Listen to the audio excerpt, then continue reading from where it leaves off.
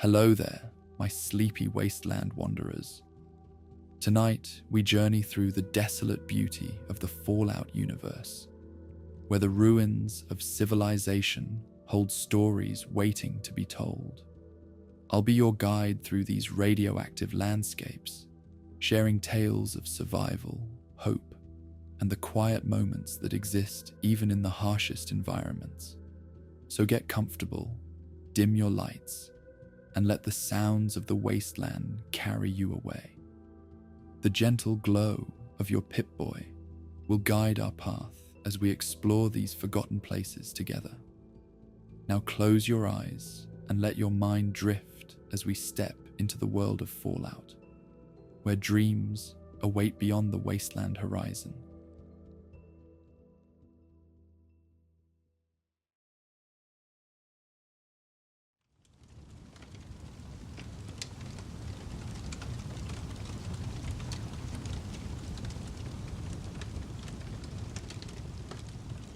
The wasteland morning unfolded in gentle layers of amber and gold, painting the broken landscape with unexpected warmth. Dust motes danced in sunbeams that cut through the partially collapsed roof of what had once been a roadside diner, now serving as Dr. Eleanor Hayes' temporary clinic. The light illuminated her weathered hands as they worked with practiced precision, replacing the bandage on a traveler's forearm with methodical care. "Keep it clean and dry," she instructed, her voice carrying the quiet authority of someone who had spent decades preserving life amid the wasteland's countless threats to it. "Change the dressing every 2 days. The stim pack accelerated healing, but the skin remains fragile. Avoid submersion in irradiated water." The traveler, a lean, sun-darkened man who had introduced himself simply as Cal, nodded with the solemn appreciation common to those receiving medical care in a world where such attention was precious and rare. "Understood, Doctor. Can't thank you enough. Wouldn't have made it much further with that infection setting in." Eleanor sealed her medical bag with practiced efficiency, each instrument returning to its designated place, organization that had become ritual over her 23 years as a physician. The bag itself told a story of her journey.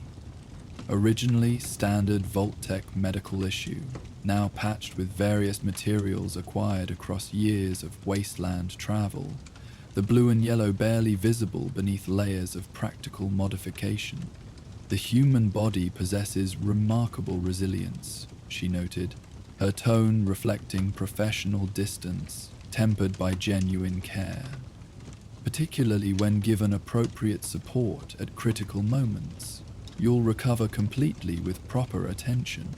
The interior of the repurposed diner offered surprising functionality as a medical space.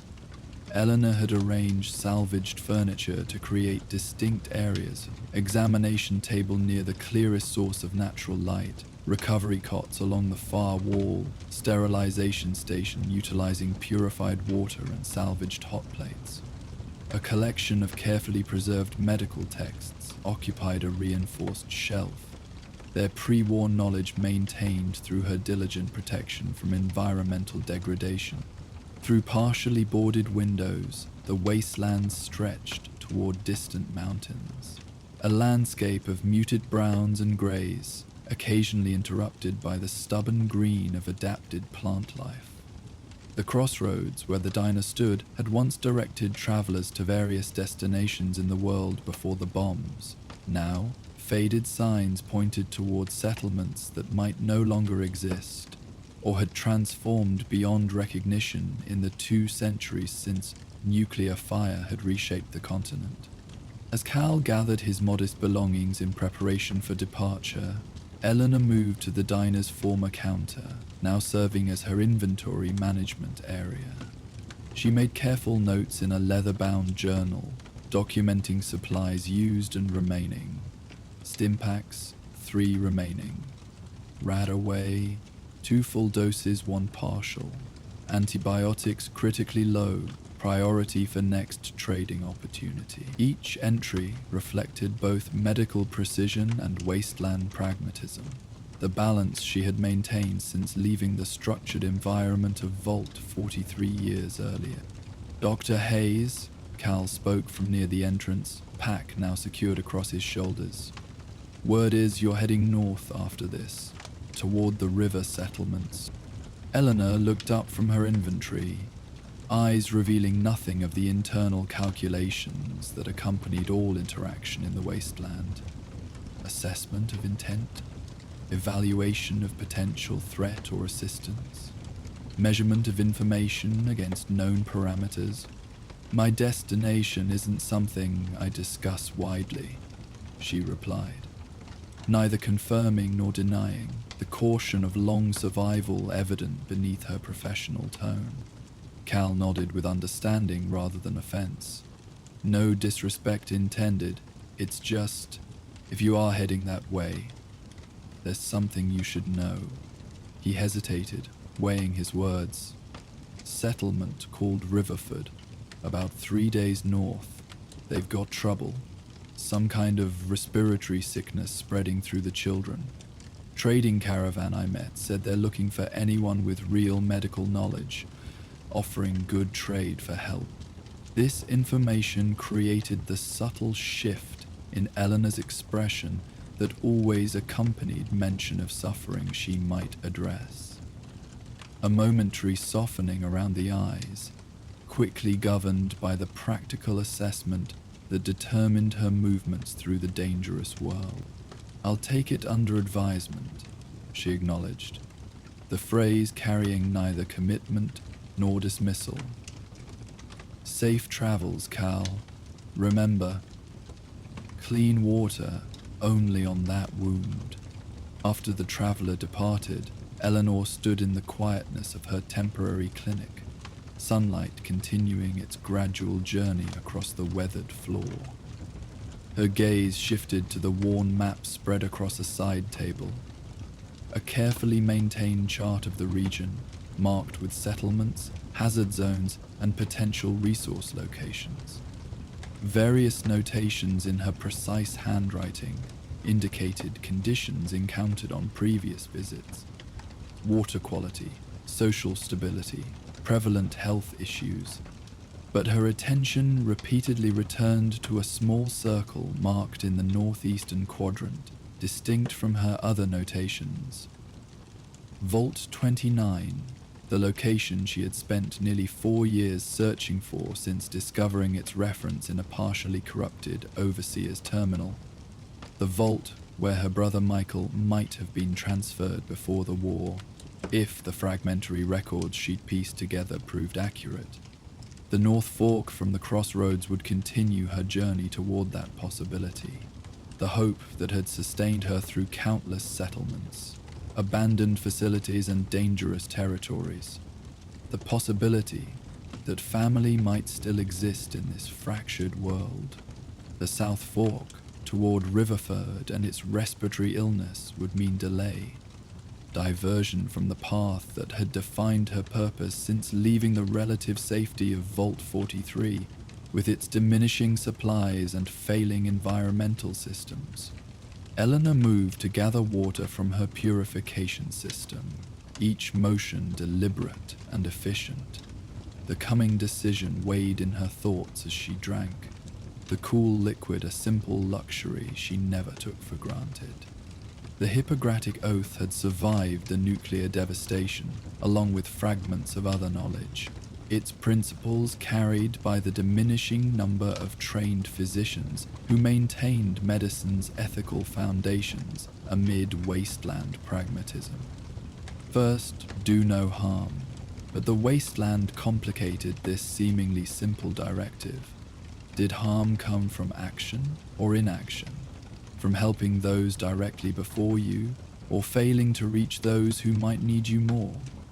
These questions had followed Eleanor through years of traveling practice, each decision writing invisible marks upon her conscience.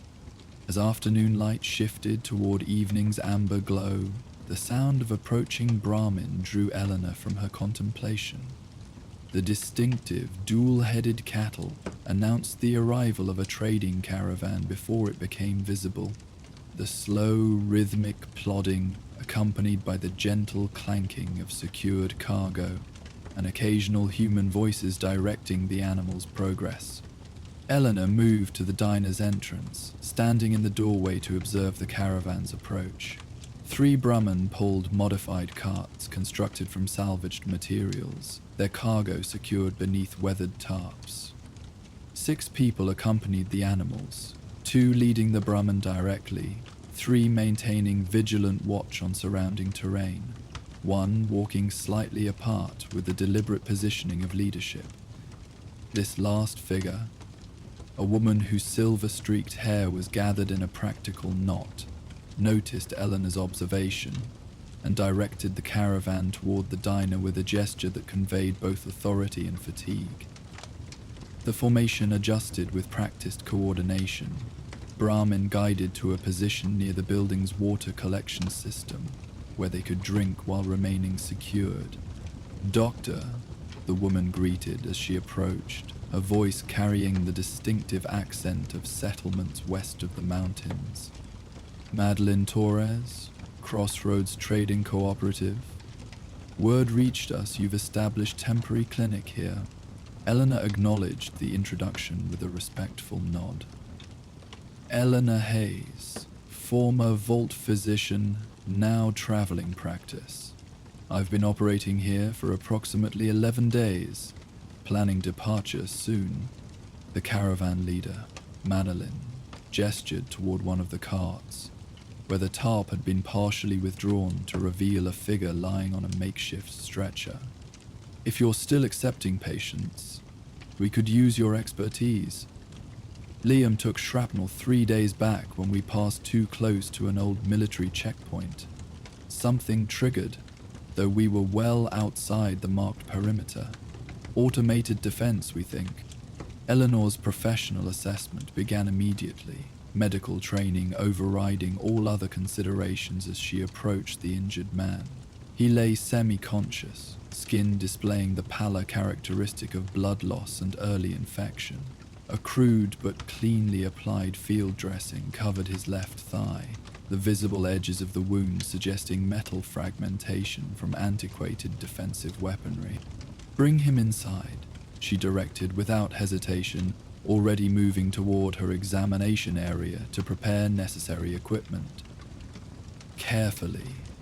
The wound requires proper cleaning and likely has retained fragments that need extraction." The caravan members mobilized with the efficiency of those accustomed to wasteland emergencies, 2 of them gently transferring the injured man from cart to clinic while maintaining stabilization of the affected limb. Eleanor's focus narrowed to immediate medical necessity, her movements precise as she assembled instruments, antiseptic solution, and what remained of her injectable medication.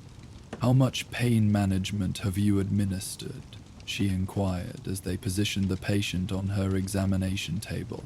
"And what form?" "Single dose of Medex yesterday morning," Madeline replied, standing aside to allow Eleanor clear workspace while remaining close enough to provide information. "Rationing what we had. Lost most of our medical supplies crossing the western ridge. Had to abandon a cart during a radstorm." Eleanor nodded understanding while continuing her examination, carefully removing the field dressing to assess the wound properly. The injury revealed itself to be significant but manageable. Penetrating trauma with moderate tissue damage, several visible metal fragments embedded at varying depths, infection beginning but not yet systemic. "Will need proper debridement, fragment extraction, infection control, and a stim pack to accelerate tissue regeneration," she determined aloud, providing both assessment and education in the practiced manner of an experienced physician. "With appropriate intervention now, prognosis is good for full recovery. Without it, infection would likely progress to sepsis within 48 hours. Adeline's weathered features displayed the subtle calculation familiar to all caravan leaders. balancing immediate needs against available resources, humanity against practicality. What's your price, Doctor? We're running lean on caps after losing that cargo, but we've got trade goods. Medical supplies too, though limited. Treatment first, compensation after, Eleanor responded, already preparing antiseptic solution. I'll need assistance. Someone with steady hands who won't faint at the sight of blood. A young woman stepped forward from the caravan group, perhaps 20 years old, with the watchful eyes of someone who had grown up in the Wasteland's unforgiving district. I've assisted our settlement's healer before, she offered. Name's Sarah. With assistant identified, Eleanor began the methodical process of treating the complex wound. Her movements carried the assured precision developed through thousands of similar procedures, each step following proper medical protocol, despite the improvised setting. She administered a carefully measured dose of Med X from her own supplies, allowed appropriate time for pain management to take effect, then began the delicate work of cleaning, extracting fragments, and repairing damaged tissue. Throughout the procedure, she maintained steady narrative, partly to guide her assistant, partly to distract the semi-conscious patient, and partly to continue the medical education that she believed essential to humanity's long-term survival. Note the darker tissue here.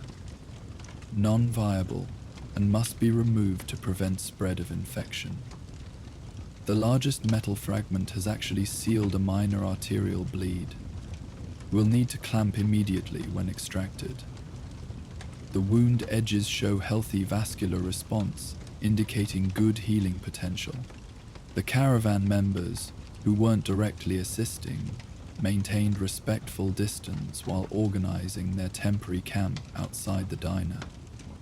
Through the windows, their efficient movements were visible as they established defensive positions, tended the Brahmin, and prepared an evening meal over a carefully managed fire. The routine displayed the practiced coordination of people who had traveled together through numerous challenges, each understanding their role in collective survival.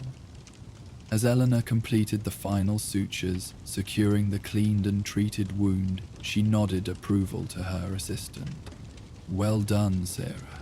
You have natural aptitude for medical procedures.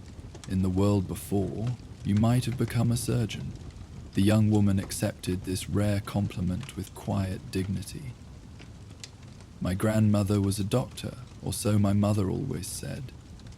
Died before I was born, but left behind a medical text my mother made sure I could read.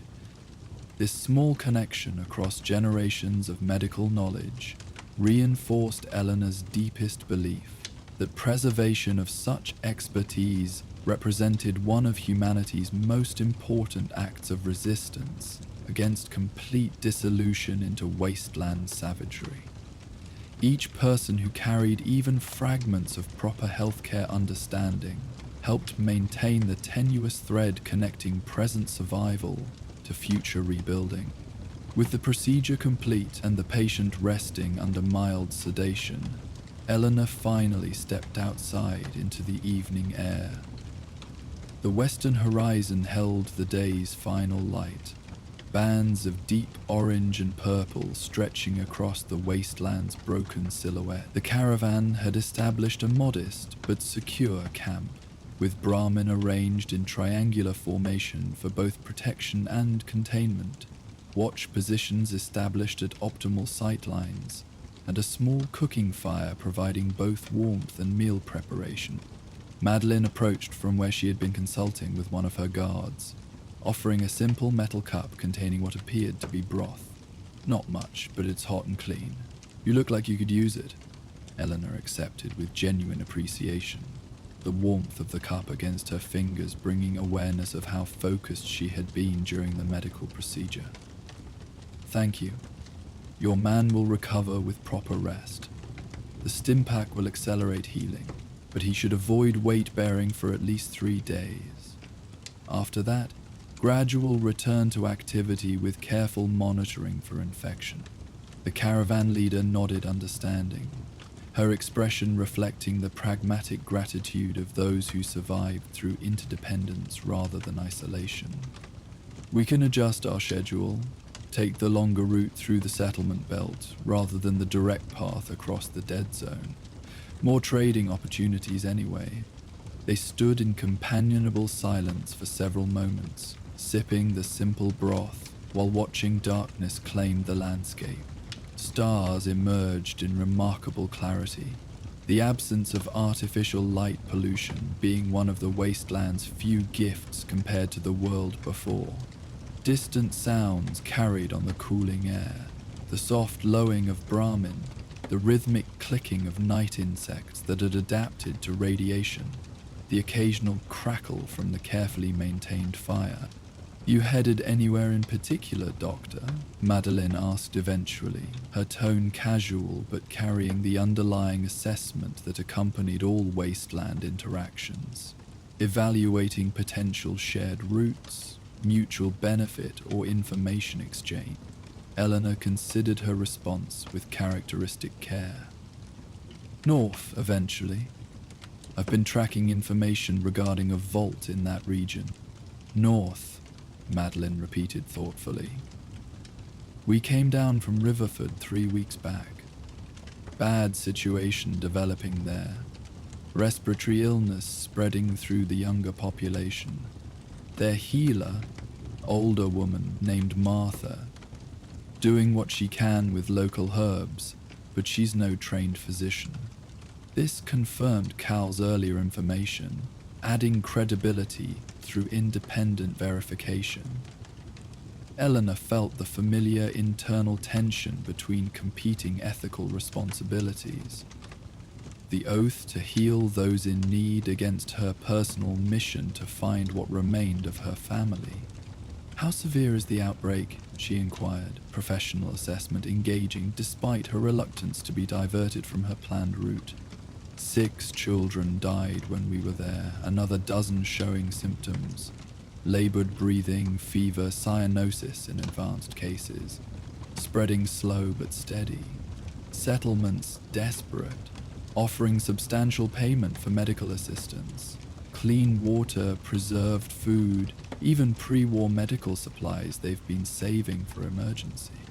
Eleanor's gaze turned northward, toward the fork in the road that would eventually lead to Vault 29, and the possibility, however remote, that her brother might have survived there. After 4 years of searching, following fragmentary records and unreliable rumors, she had never been closer to certainty.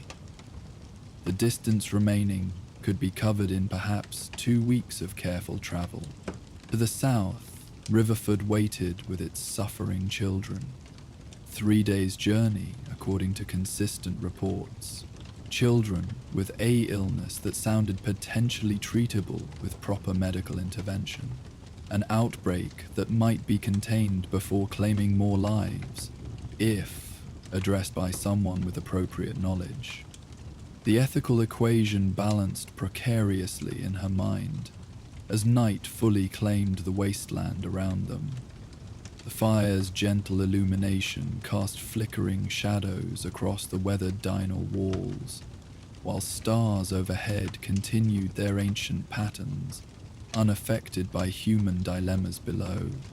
"We're stopping in Riverford on our return north," Madeline mentioned, her tone carefully neutral. "About 2 weeks from now, after completing our southern trading circuit. Could carry a message if you're continuing your vault search instead." This offer, practical and without judgment, crystallized the decision that had been forming in Eleanor's consciousness. The vault had remained sealed or abandoned for 2 centuries.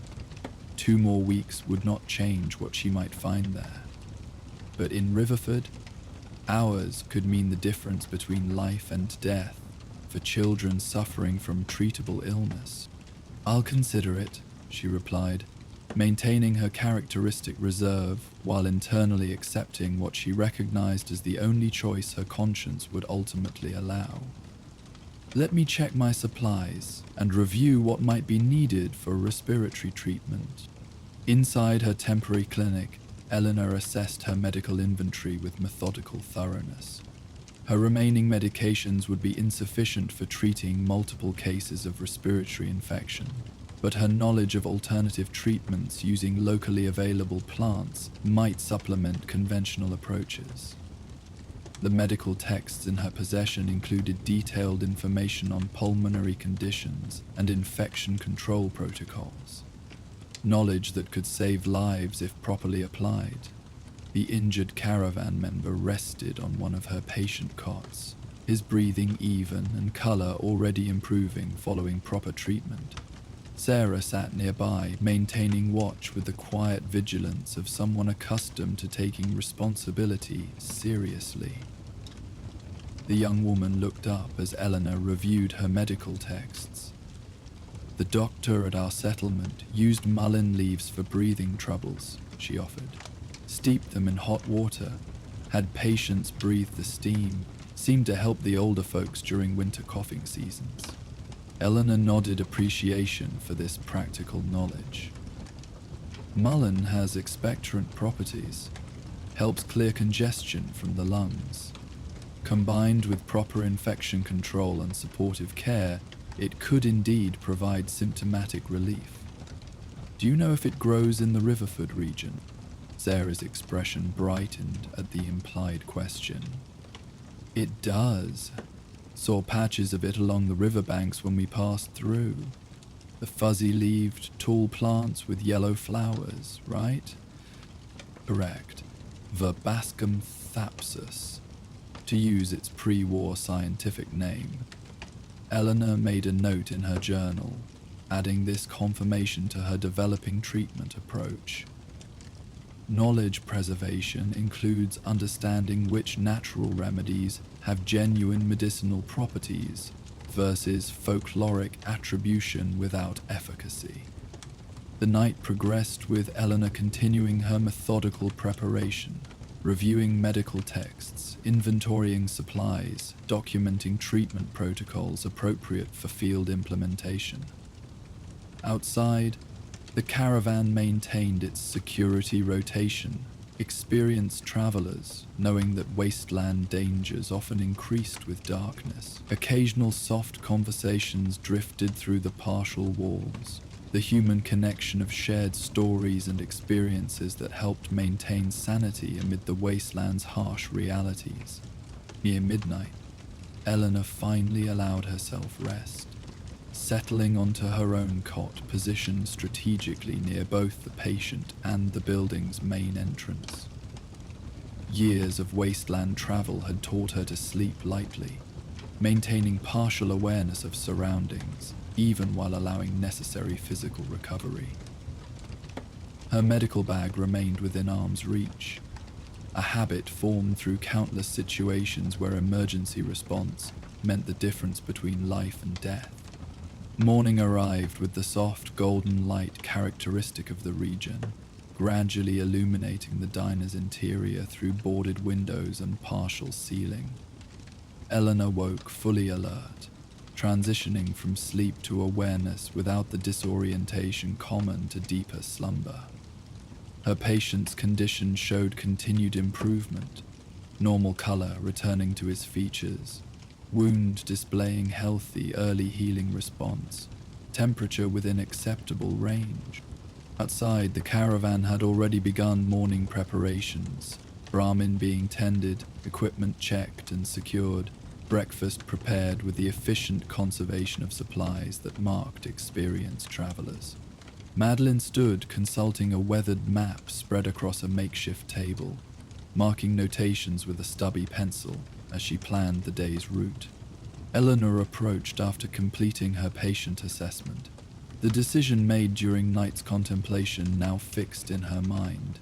"I'll be heading toward Riverford," she stated simply.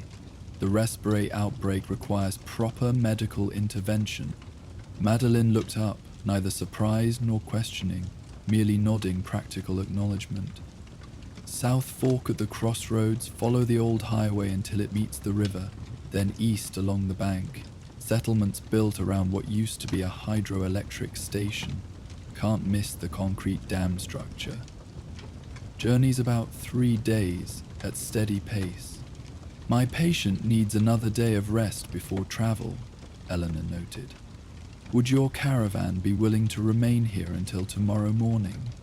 I can provide additional medical assessment for your people before departure. Preventative care that might save difficulty later in your journey.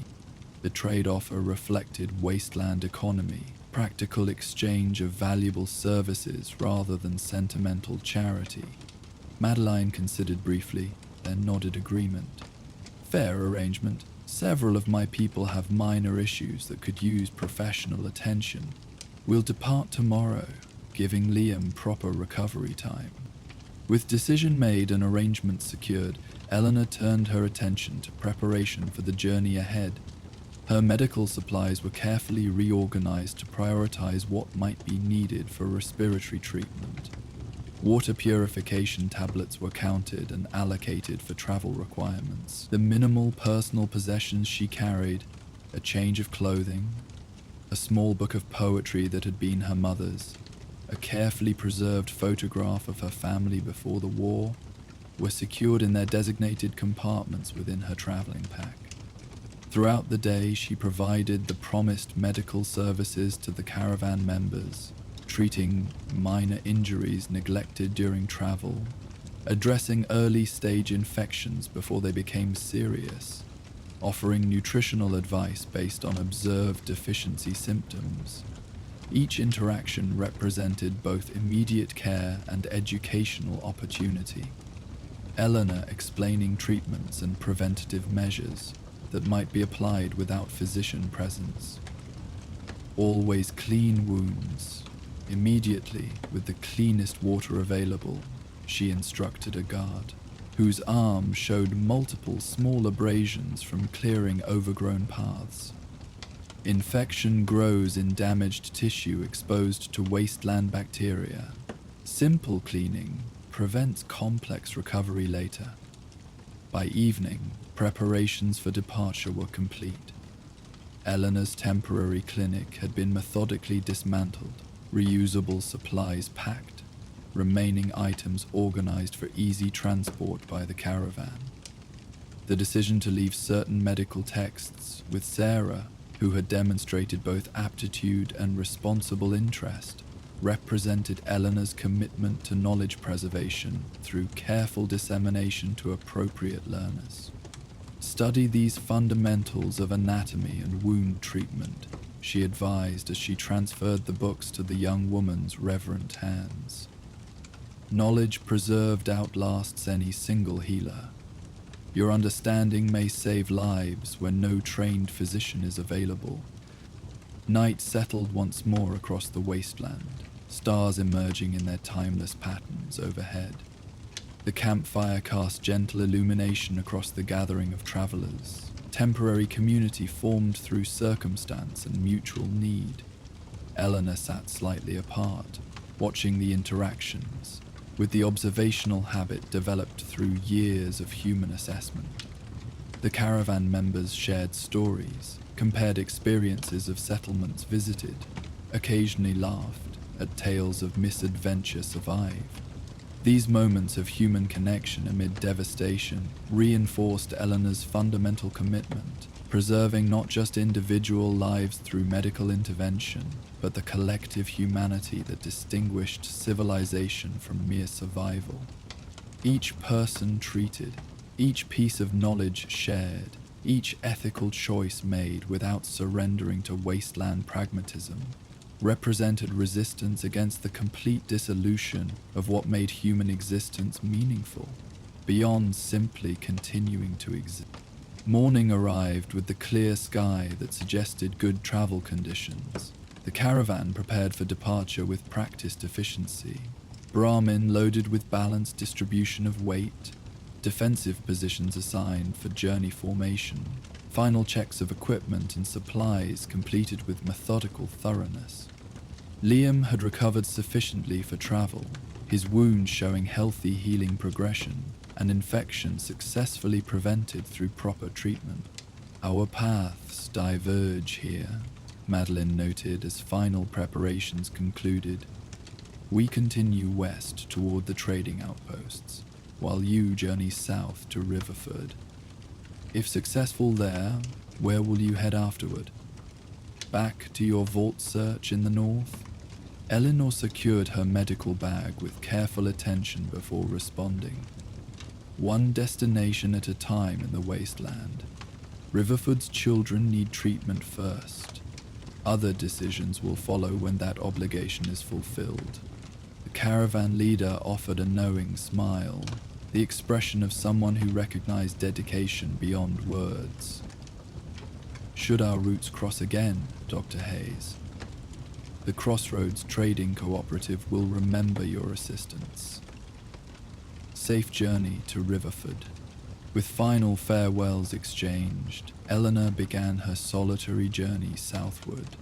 The medical bag hung at her side, weight both physical and symbolic of the responsibility she carried. Her boots raised small dust clouds with each measured step along the broken highway, past faded signs that had once directed travelers through a world now existing only in fragmented memory and historical record. The wasteland stretched before her, challenging but navigable with proper knowledge and preparation.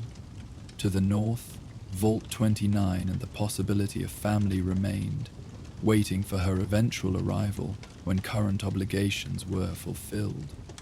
To the south, Riverford's children suffered from respiratory illness that her knowledge might address, lives that could be saved through proper medical intervention. First, do no harm. The ancient oath that had guided physicians since humanity's earliest civilizations continued its quiet influence across nuclear devastation and societal collapse. Sometimes fulfilling this commitment meant delaying personal quests, choosing immediate need over potential discovery, accepting that healing required presence rather than possibility. As Eleanor Hayes continued her steady progress southward, her silhouette gradually diminished against the wasteland's vast backdrop. A single figure, carrying precious medical knowledge toward those who needed it, embodying the enduring human capacity for compassion amid devastation. Behind her, the crossroads stood silent in morning light. One path temporarily deferred, another chosen through the quiet courage of accepting responsibility when easier alternatives existed. While Dr. Hayes journeyed toward the suffering children of Riverford, elsewhere in the Commonwealth, another healer faced very different challenges. In a settlement constructed from railway cars and salvaged metal, a young nurse with unconventional methods tended to the community's wounds, both physical and emotional, as townspeople gathered outside her makeshift clinic with suspicious whispers about her strange remedies. Our next tale beckons from the tense atmosphere of mistrust and healing. Join us for The Nurse's Touch. The late afternoon sun filtered through makeshift skylights crafted from salvaged glass bottles, casting kaleidoscope patterns across the clinic's worn floorboards. Inside, what had once been an old railroad dining car, now permanently stationary and repurposed. Nurse Evelyn Reed arranged her collection of remedies with methodical precision, glass jars of various sizes lining hand-built shelves, each containing carefully preserved plants, minerals, and compounds, a physical manifestation of knowledge gathered through years of wasteland healing.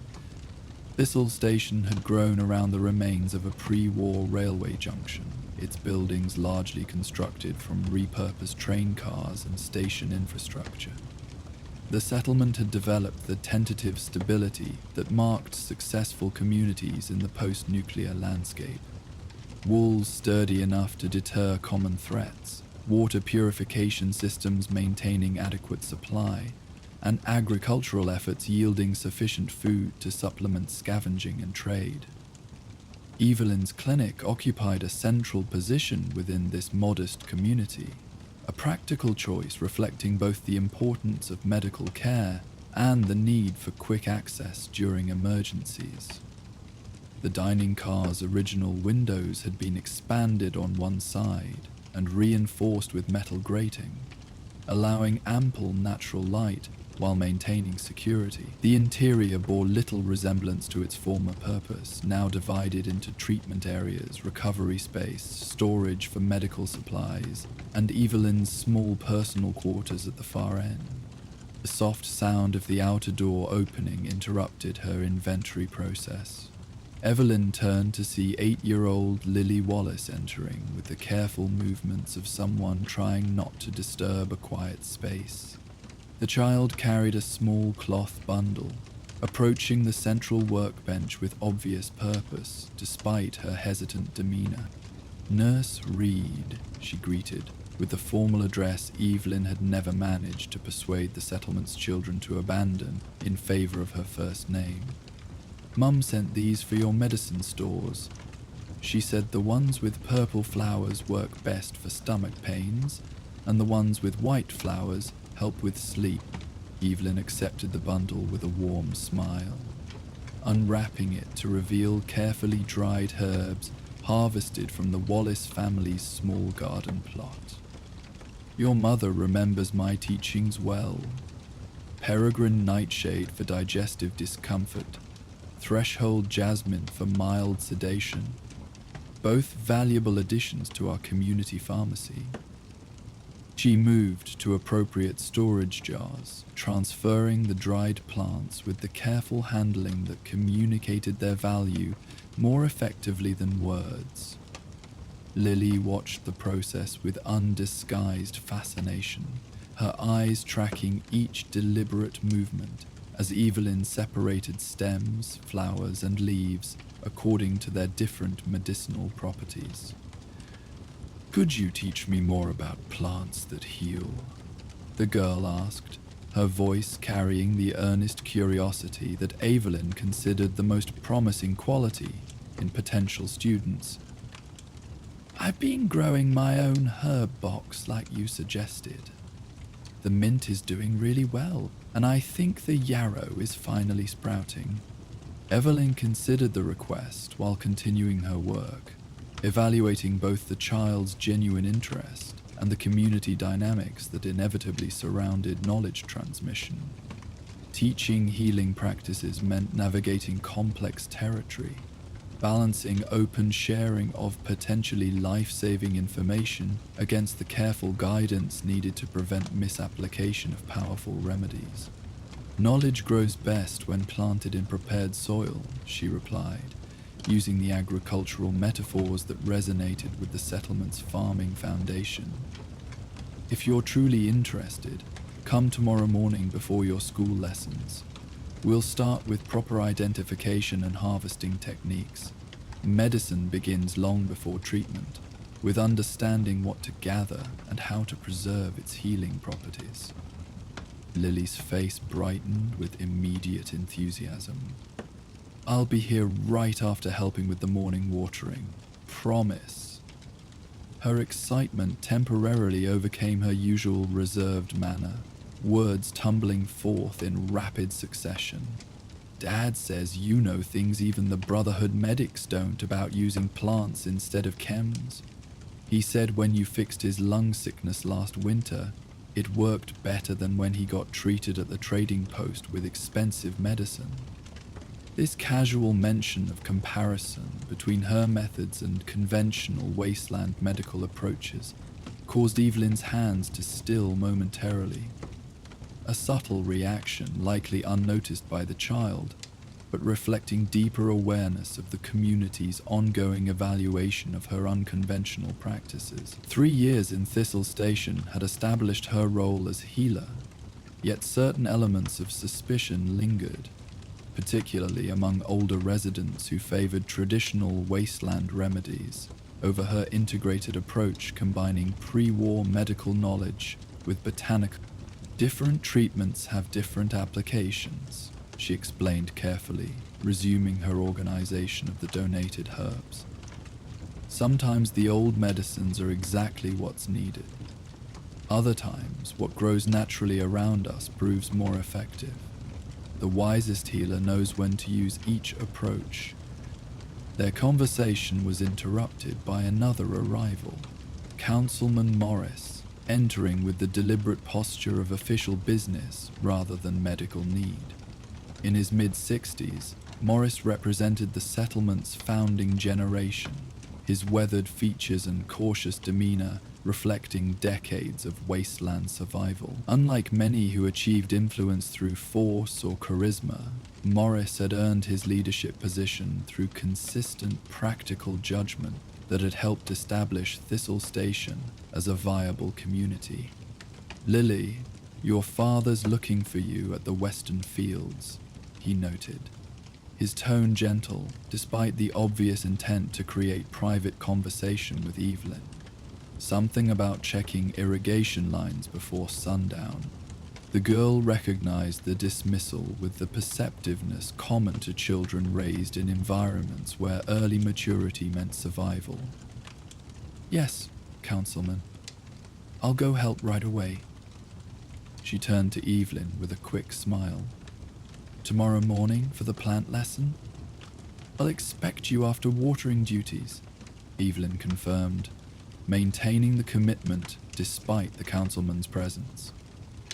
As Lily departed, quietly closing the door behind her, the atmosphere within the clinic shifted subtly, professional cordiality overlaying the unspoken tension that had developed in recent weeks. Morris moved further into the treatment area, his gaze systematically surveying the organized collection of remedies lining the shelves. His attention lingered on newer additions, particularly preparations Evelyn had developed since establishing her practice in the settlement. "Samuel Blackwood's boy is running fever again," he stated without preamble. "Third time this month. Sarah Miller mentioned similar symptoms in her youngest yesterday. 2 more families reported children with low energy and poor appetite at this morning's water distribution." Evelyn recognized the unasked question beneath the information, the subtle probe regarding potential patterns that might indicate broader health concerns. "I have examined Jamie Blackwood twice already. His symptoms present as routine childhood fever, likely from minor infection. I provided willow bark extracts for temperature reduction and advised increased fluid intake.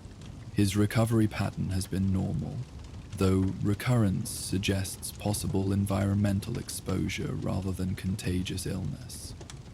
"Environmental exposure," Morris repeated, the phrase clearly catching his attention. "You're suggesting something in our surroundings is making children sick. Water contamination, perhaps? I have conducted basic testing of the community water supply," Evelyn replied, moving to her workbench where meticulous notes documented her ongoing health monitoring. "No evidence of common contaminants. Radiation levels within acceptable parameters. Soil samples from the central cultivation areas similarly show no concerning anomalies." She hesitated briefly before continuing, weighing transparency against potential misinterpretation. "However, children often explore beyond settlement boundaries despite restrictions. Jamie mentioned playing near the eastern drainage basin last week. I've requested samples from that area, but haven't yet had opportunity to collect them." Morris' expression tightened slightly, a subtle shift that signaled transition from general concern to specific wariness. "The eastern basin is near where you gather many of your unusual remedies, isn't it? The area other settlements avoid due to old chemical seepage from the rail yard." The implication hung in the air between them, unspoken but unmistakable. Evelyn met his gaze steadily, professional confidence balanced with the diplomatic awareness necessary for a relative newcomer whose practices sometimes challenged community norms. I harvest specific plants there precisely because they thrive in that unique soil composition, she explained, voice maintaining an educational tone rather than defensive posture. Certain mineral concentrations produce botanical compounds with enhanced medicinal properties. My collection methods specifically avoid contaminated water sources, and all preparations undergo purification processes before medicinal application. She gestured toward her organized workspace, where various filtration and distillation apparatus, salvaged from abandoned laboratories and modified with remarkable ingenuity, demonstrated the technical precision underlying her seemingly simple herbal remedies. My treatments haven't caused illness, Councilman Morris. They've successfully addressed respiratory infections, wound healing, radiation exposure, and numerous other conditions that would otherwise require expensive medications from traveling traders or journeys to larger settlements with conventional medical facilities. Morris nodded slowly, acknowledgement without necessarily indicating agreement. Your contributions to our community's health are recognized, Nurse Reed. Your methods, however unconventional, have generally yielded positive results. He paused, choosing next words with evident care. But unusual sickness patterns raise questions, particularly when they affect our children. People talk, concerns emerge. Medical investigation follows evidence, not speculation, Evelyn responded, professional training evident in her measured tone. I'm actively monitoring these cases, documenting symptoms, tracking potential exposure factors. If patterns suggest genuine concern, I'll implement appropriate protocols immediately. Their conversation was interrupted by urgent knocking at the clinic door. Before either could respond, it swung open to reveal Sarah Miller, expression taut with concern as she supported her 10-year-old daughter, whose complexion showed alarming pallor. She collapsed while helping with evening meal preparation, Sarah explained, guiding the child toward the nearest examination table. Complained of dizziness, then her legs just gave out. Temperature feels elevated. Evelyn's demeanor transformed instantly from diplomatic discussion to focused medical practitioner.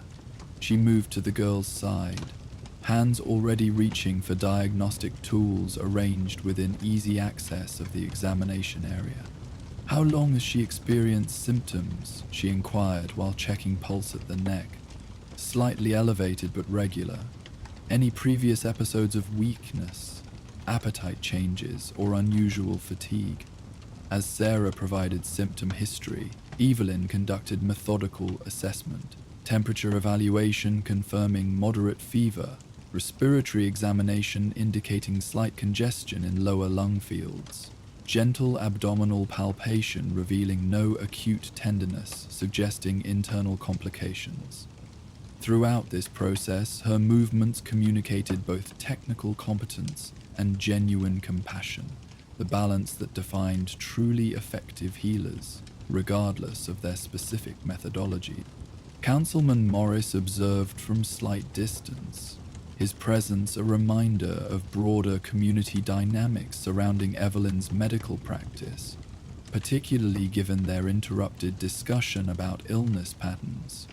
However, professional ethics dictated that immediate patient care take absolute precedence over administrative concerns or political considerations. Classic presentation of the pattern I've been tracking, Evelyn noted after completing initial examination. Moderate fever, fatigue, minor respiratory involvement, not immediately threatening, but requires proper treatment and monitoring to prevent progression.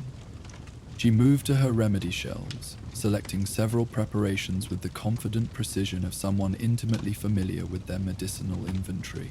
This extract will reduce fever through natural anti-inflammatory properties, she explained while measuring liquid from a carefully labeled bottle into a small cup.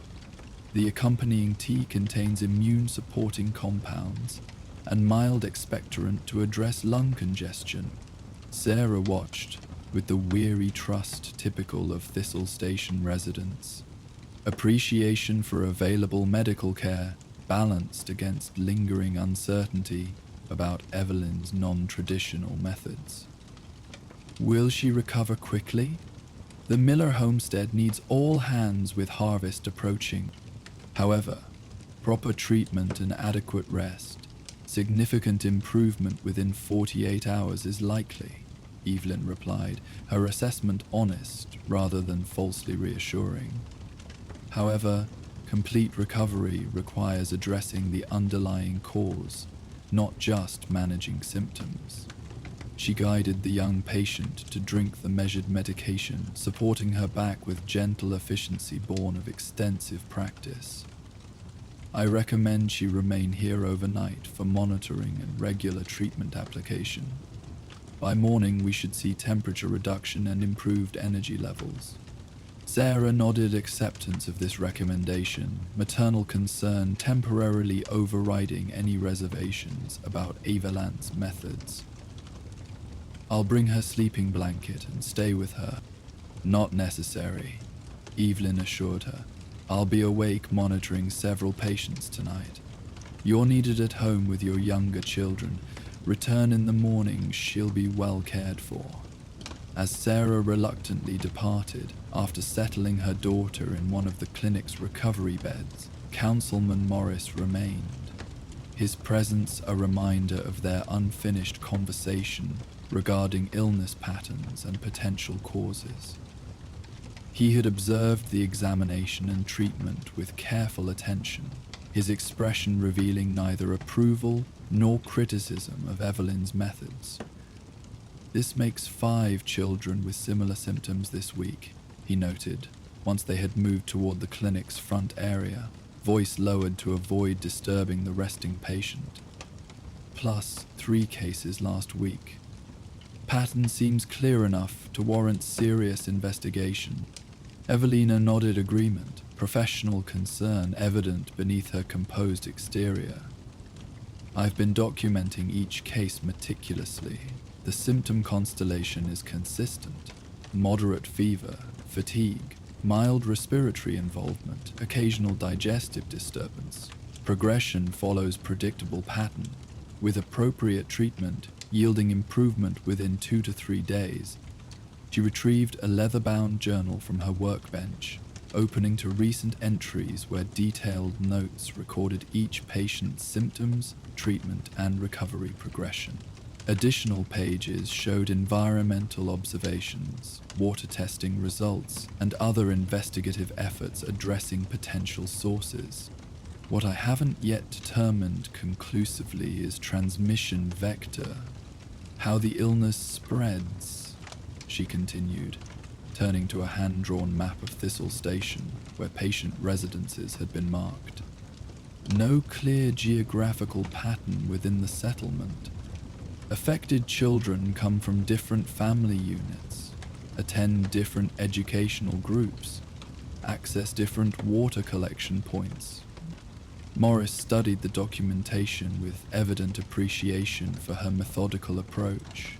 Whatever reservations he maintained about her unconventional remedies, apparently not extending to her diagnostic discipline. The common factor appears to be age range, he observed, noting the patient demographics, all between 6 and 12 years. No adult cases presenting similar patterns. None with identical symptom constellation, Evelyn confirmed, which suggests either age susceptibility or exposure factor unique to children's activities. She hesitated before continuing, aware that her next observation might fuel existing suspicions rather than alleviate them. I've requested permission to interview affected children about their movements beyond settlement boundaries. Children often share exploration patterns unknown to parents or settlement leadership. Morris's expression reflected the delicate balance between community security protocols and necessary medical investigation. Settlement boundaries exist for good reason, Nurse Reed. Areas beyond our perimeter haven't been fully cleared of potential hazards. Radiation pockets, chemical residue from the rail yard operations, structural instability in abandoned buildings. Precisely why understanding actual, rather than assumed movement patterns matters, Evelyn responded. If children are accessing hazardous areas despite restrictions, addressing the medical consequences requires knowing exact exposure sources. Their discussion was interrupted by another arrival at the clinic. Benjamin Trask, the settlement's senior agricultural specialist, entering with uncharacteristic hesitation. In his early 50s, Trask typically projected confident competence regarding cultivation matters, his extensive knowledge of soil management and crop adaptation having proven crucial to Thistle Station's growing self-sufficiency. Now, however, his expression conveyed unusual uncertainty. "Pardon the interruption," he began, glancing between Evelyn and the councilman. "I've been reviewing our crop rotation records after hearing about the illness patterns from Sarah Miller. Something might be relevant to your investigation." Evelyn immediately gestured him toward her workbench, clearing space for consultation. "Any potential environmental factor is worth examining. What have you found?" Trask spread several hand-drawn agricultural maps across the surface, each showing meticulously documented planting zones, soil composition notes, and harvest records. 3 months ago, we implemented new cultivation areas in the northeastern sector, incorporating soil enhancement techniques using material from the old railway maintenance yard.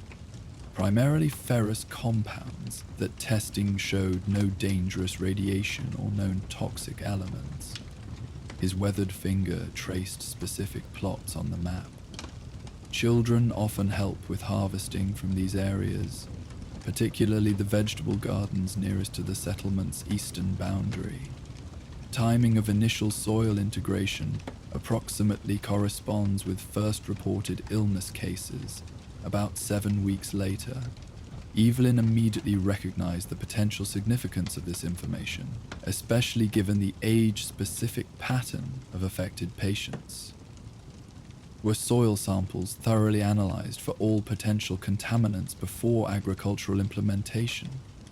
Railway maintenance facilities often contained numerous industrial compounds beyond obvious radiation hazard.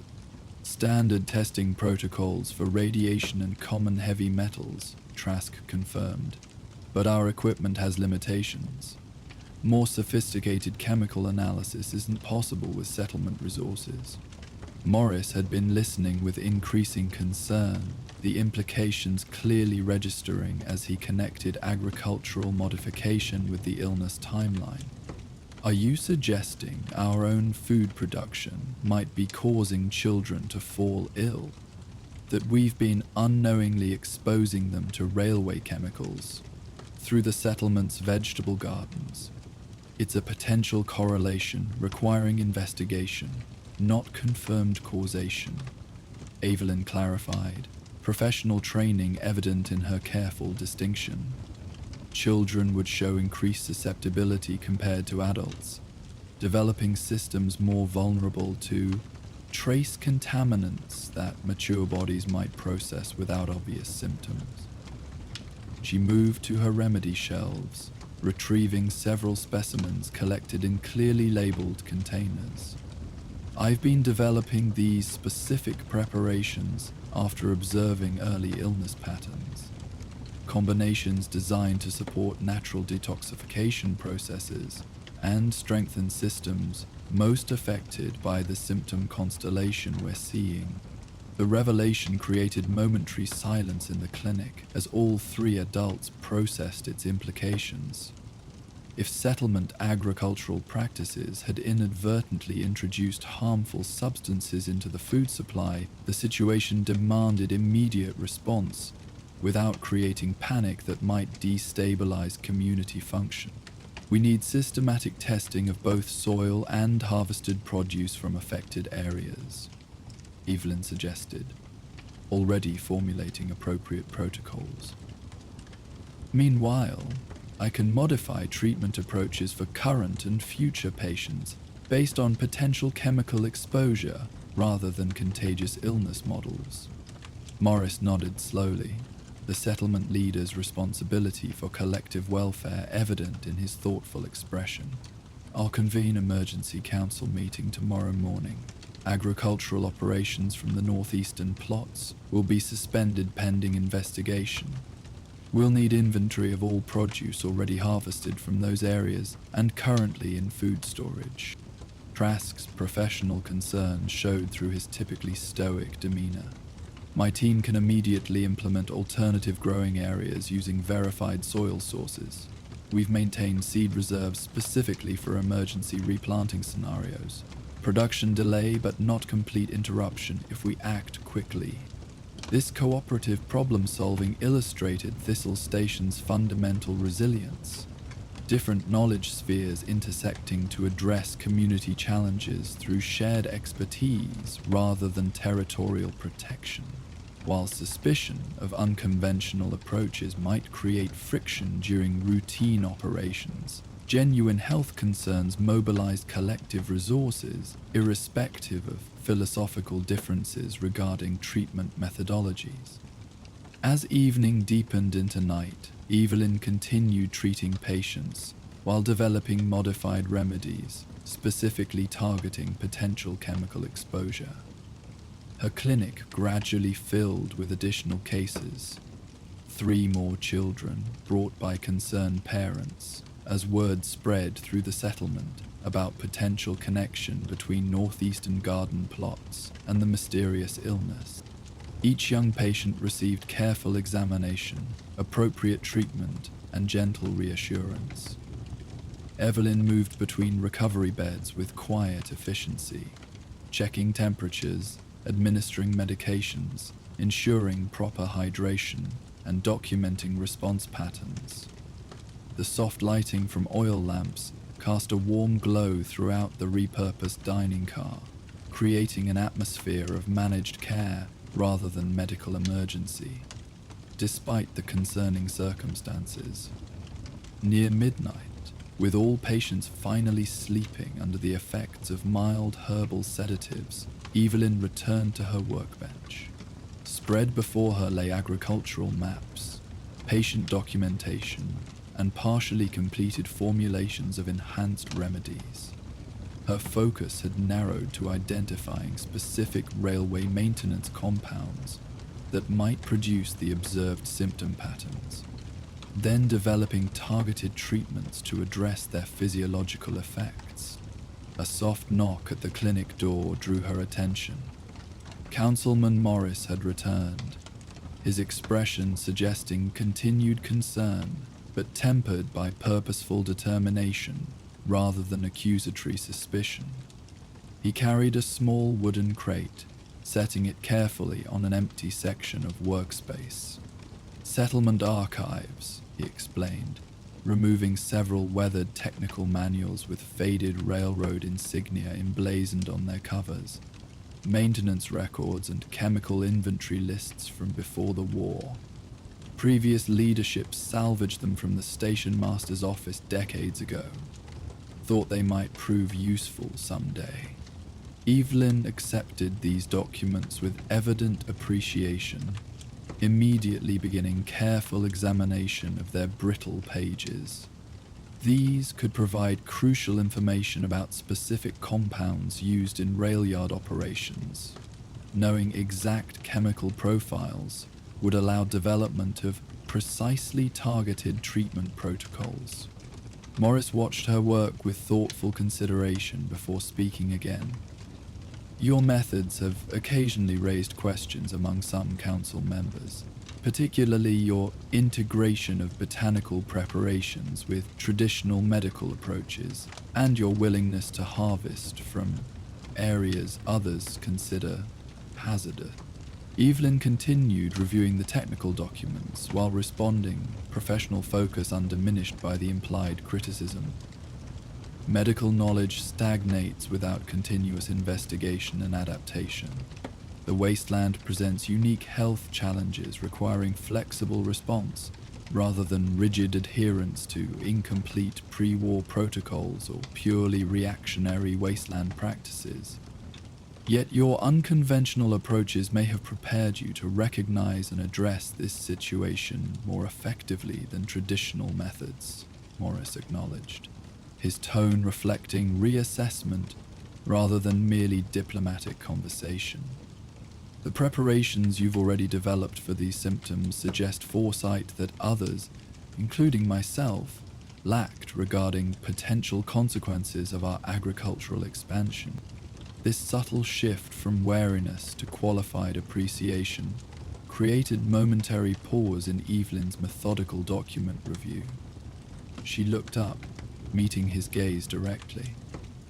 Healing effectively requires both established knowledge and adaptive observation. The wasteland teaches harsh lessons about balancing tradition with innovation. In medicine, as in all survival matters, their conversation was interrupted by movement from the recovery area, a child whimpering softly as fever dreams disturbed necessary rest. Evelyn immediately moved to the patient's side, professional priorities automatically redirecting attention from philosophical discussion to immediate care needs. She applied a cool cloth to the young boy's forehead while speaking gentle reassurances, her touch communicating security and comfort beyond mere symptom management. The child settled under her care, tension gradually releasing as both physical discomfort and emotional distress diminished through her attentive presence. Morris observed this interaction from respectful distance, witnessing the integration of technical competence and genuine compassion that defined Evelyn's healing approach, regardless of specific methodologies employed. When she returned to the workbench after ensuring the patient had returned to restful sleep, his expression reflected deepened understanding of her fundamental commitment to community welfare, despite occasional conflicts regarding treatment approaches. "The council will convene at dawn," he informed her, as she resumed examination of the railway maintenance documents.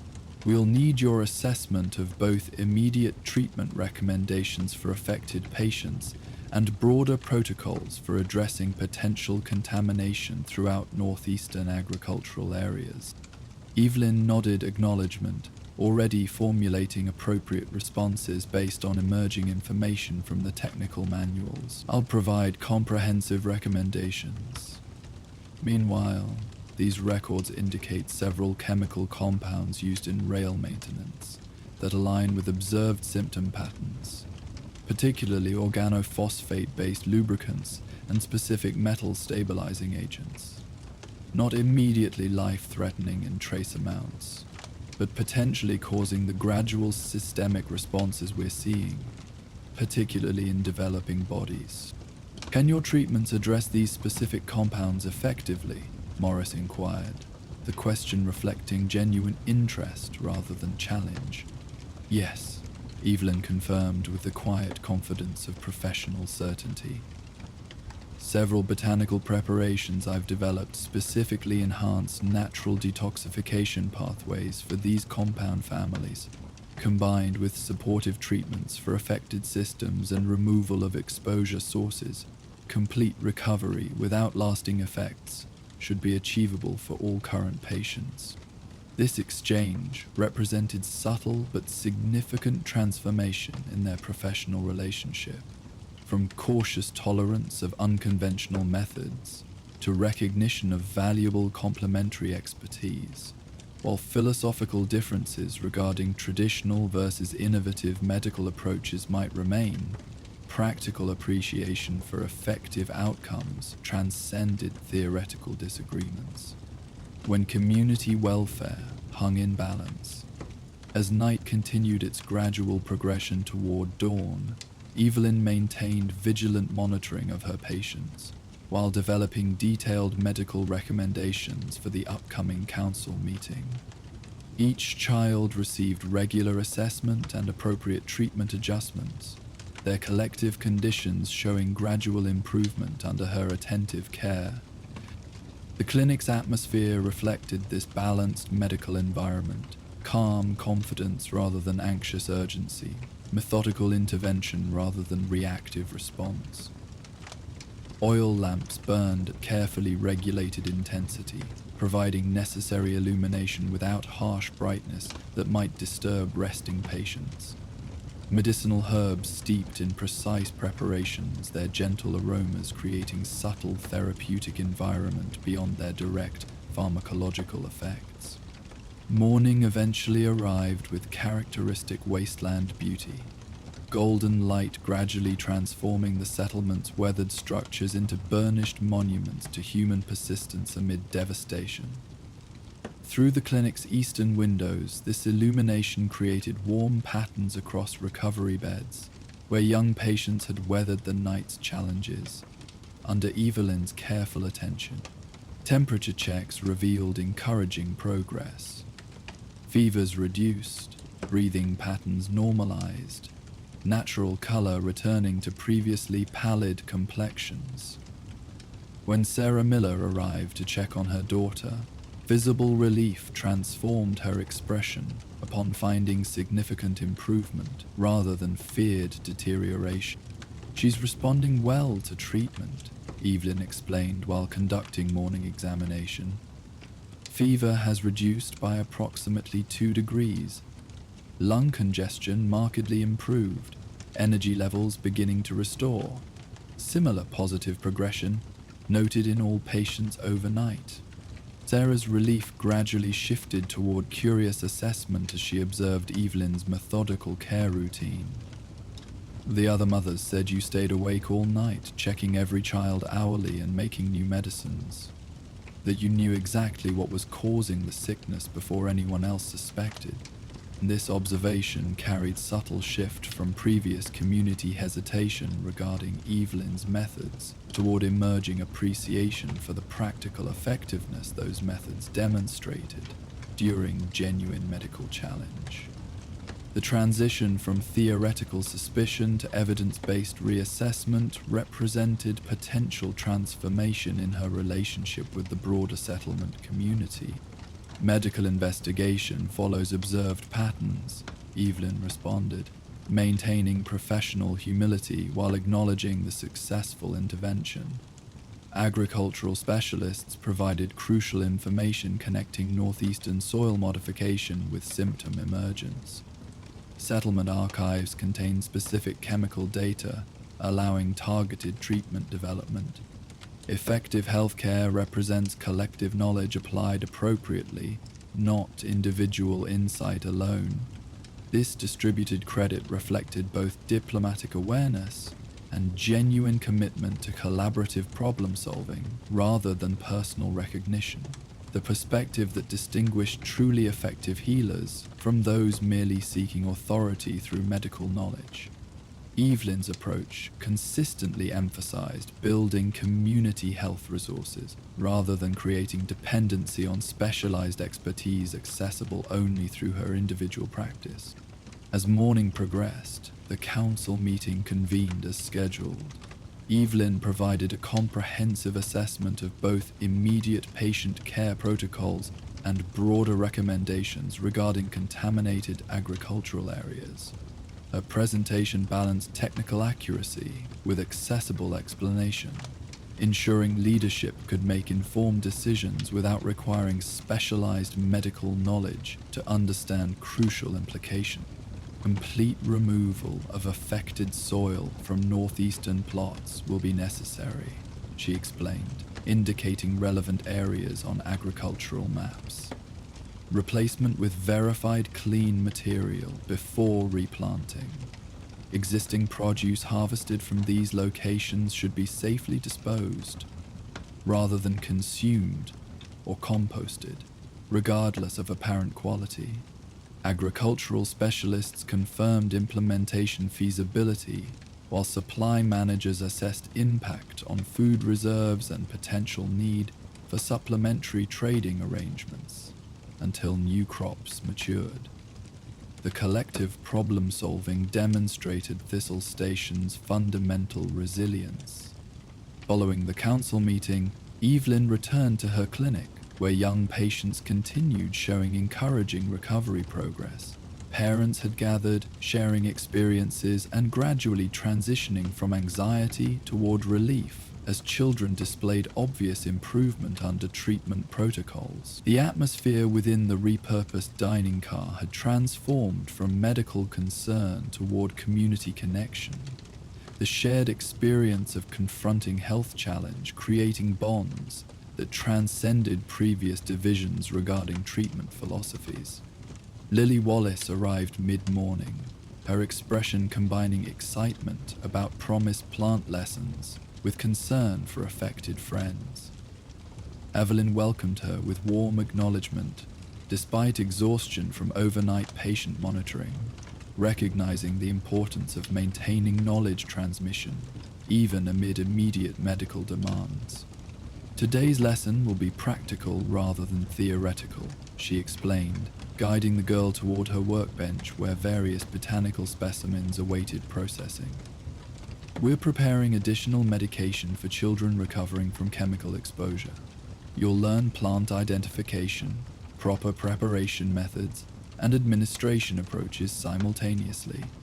This integration of scheduled teaching with necessary medical response exemplified Evelyn's holistic approach to healthcare within the settlement, addressing immediate needs while simultaneously building longer-term community capacity through knowledge sharing rather than protective expertise hoarding. Lily's eager participation represented the future sustainability of medical practices, beyond any individual practitioner's presence. Throughout the day, Evelyn continued dividing attention between patient care, remedy preparation, and educational opportunity. Each recovering child received appropriate treatment adjustments based on individual response patterns. Community members bringing additional supplies or offering assistance were incorporated into appropriate support roles. Interested observers received explanations of treatment methodologies that demystified previously suspicious-seeming practices through transparent demonstration of underlying principles.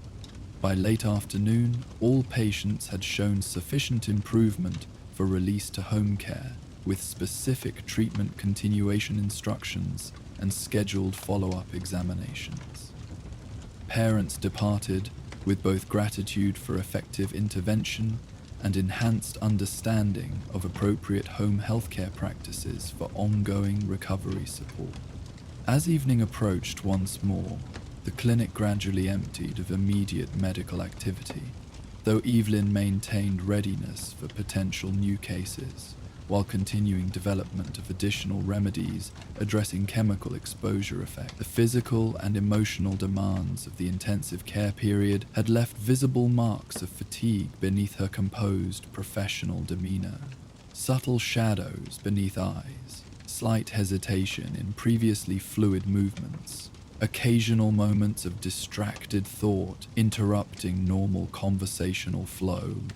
Councilman Morris returned as sunset painted the settlement in gentle amber hues, carrying a covered basket that released promising aromas of prepared food rather than official documentation. Council thought you might appreciate dinner delivered, given you haven't left your clinic in nearly 36 hours, he explained, setting the basket on a cleared section of workbench. Agricultural team has already begun soil replacement in affected areas, following your recommended protocols exactly.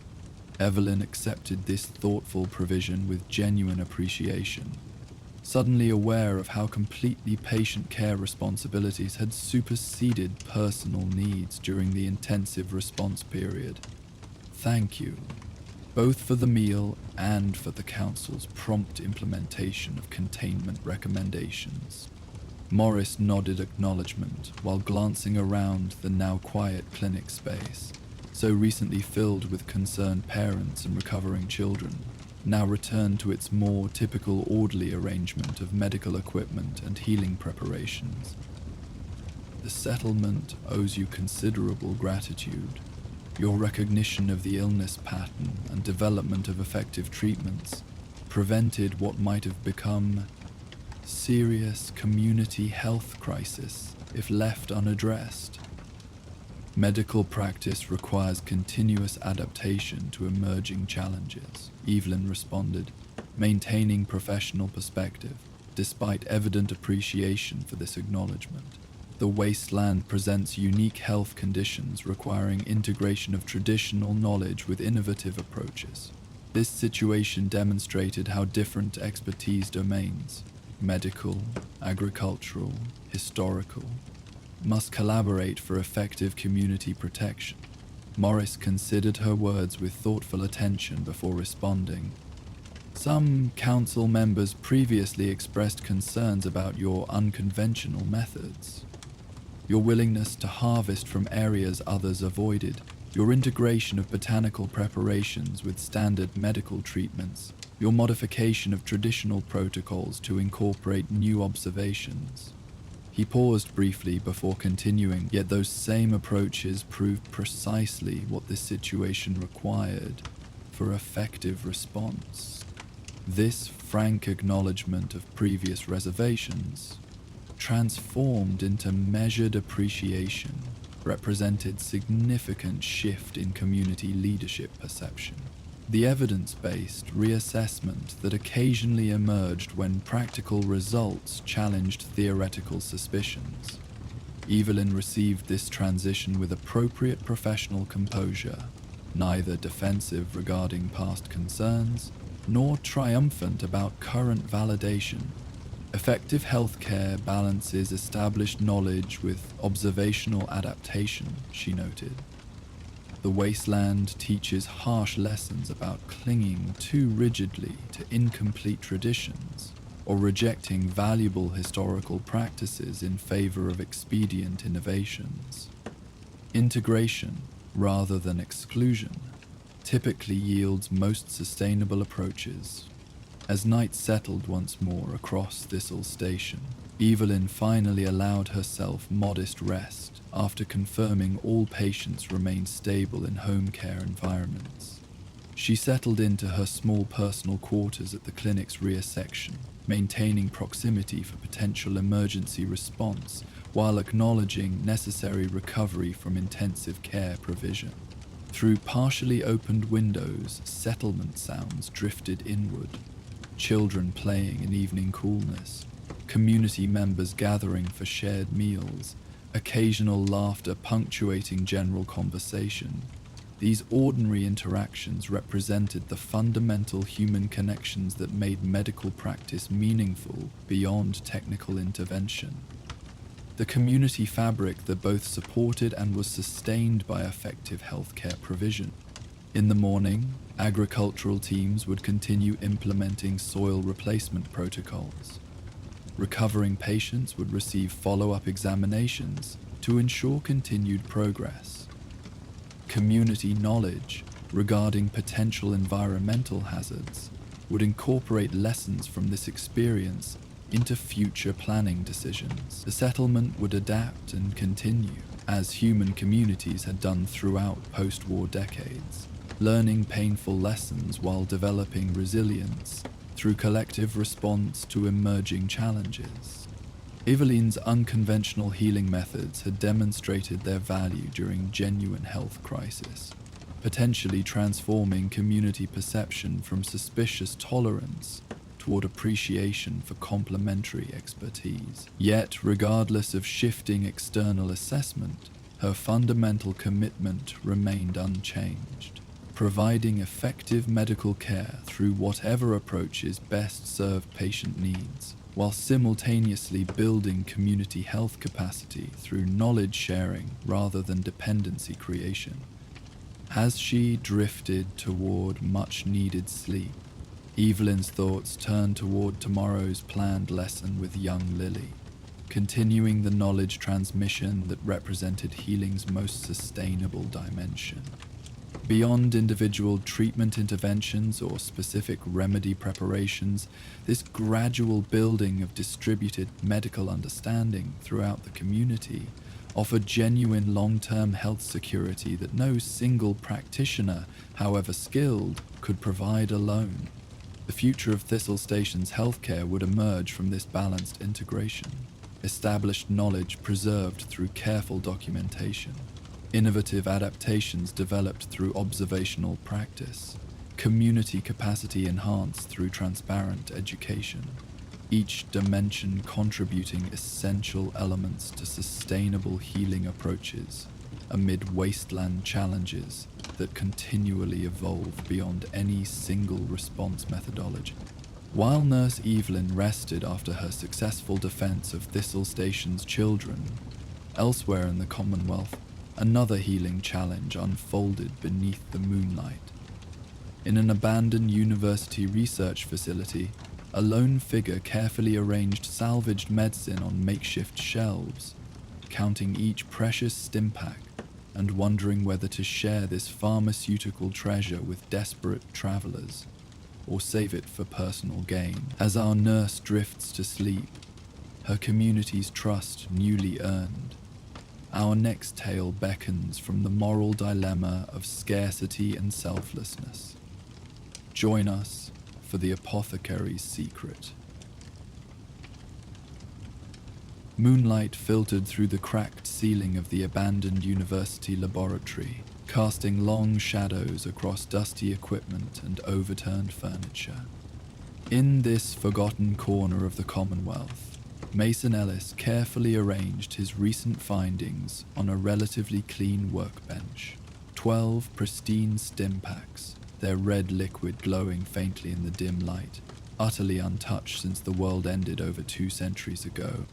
His weathered hands, steady despite 35 years of wasteland survival, organized the medical treasures with reverent precision.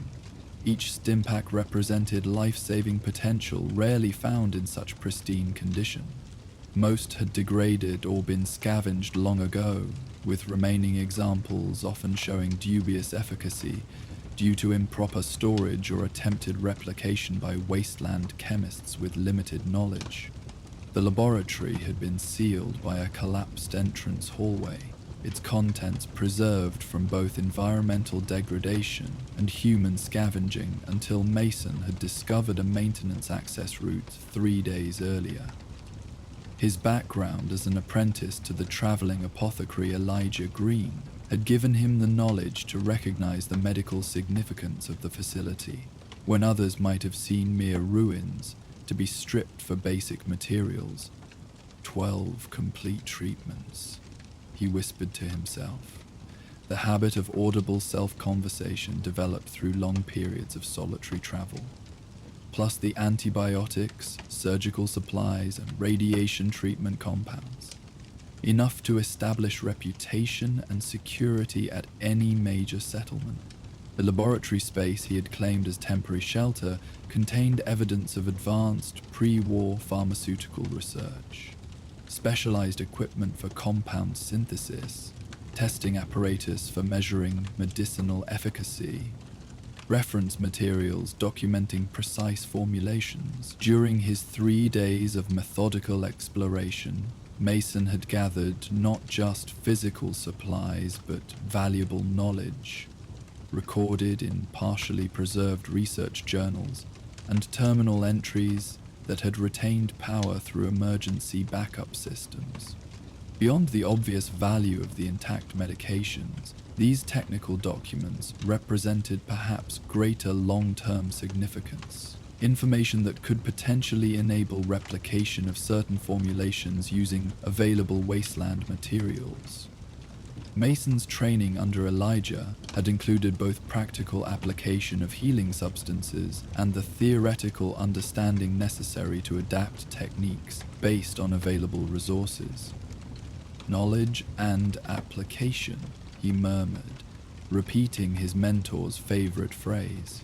Preserved wisdom made useful through practical skill. Outside the laboratory's reinforced walls, night had settled fully across the Commonwealth, bringing the relative quiet that occasionally descended between the violent storms and predatory activities that typically defined wasteland existence. Through partially boarded windows, distant silhouettes of ruined university buildings created a jagged horizon against the star-filled sky. monuments to the lost knowledge and civilization that had once flourished before nuclear devastation had reduced human accomplishment to mere survival. Mason arranged his modest camp with practiced efficiency, sleeping roll positioned for quick access to both exit and defensible position, small heating element adjusted for minimal light emission while providing necessary warmth, water purification system processing the day's collected rainfall into safe drinking supply. These habits had become ritual through years of solitary travel, discipline replacing comfort as the foundation of continued existence. His current journey had begun 3 weeks earlier, after departing Covenant, one of the more organized Commonwealth settlements, when growing political tensions had made his neutral healing practice increasingly difficult to maintain. Mason had provided medical services there for nearly 7 months, one of his longer residencies, before the settlement's intensifying paranoia about outsiders had created untenable conditions for someone unwilling to declare absolute loyalty above ethical medical practice. Politics and medicine mix poorly, Elijah had taught him years ago. Heal without discrimination or don't heal at all. Our commitment is to suffering bodies, not factional allegiances.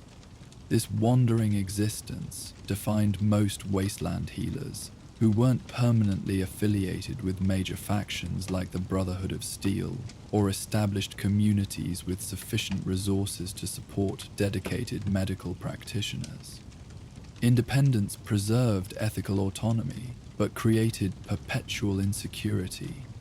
Treatment materials, safe shelter, and personal safety, all requiring constant effort to maintain without institutional support. The discovery of this sealed laboratory represented potentially life-changing opportunity.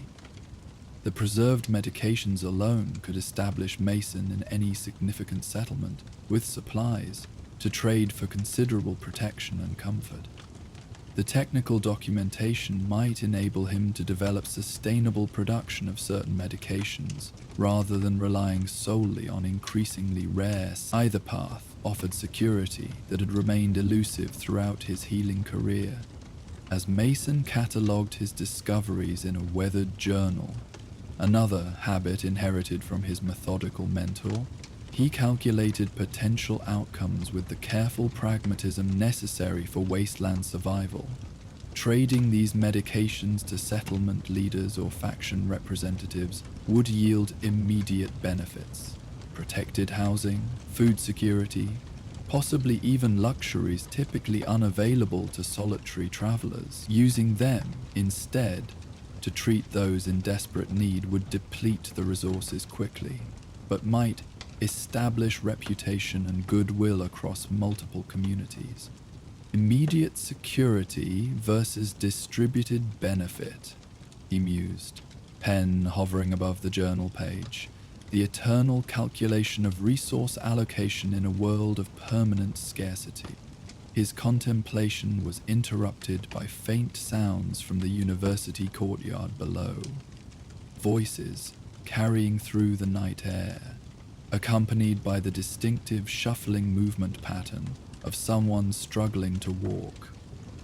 Mason moved immediately to a partially concealed window position, observing the source with wasteland-honed caution that balanced humanitarian concern against security awareness.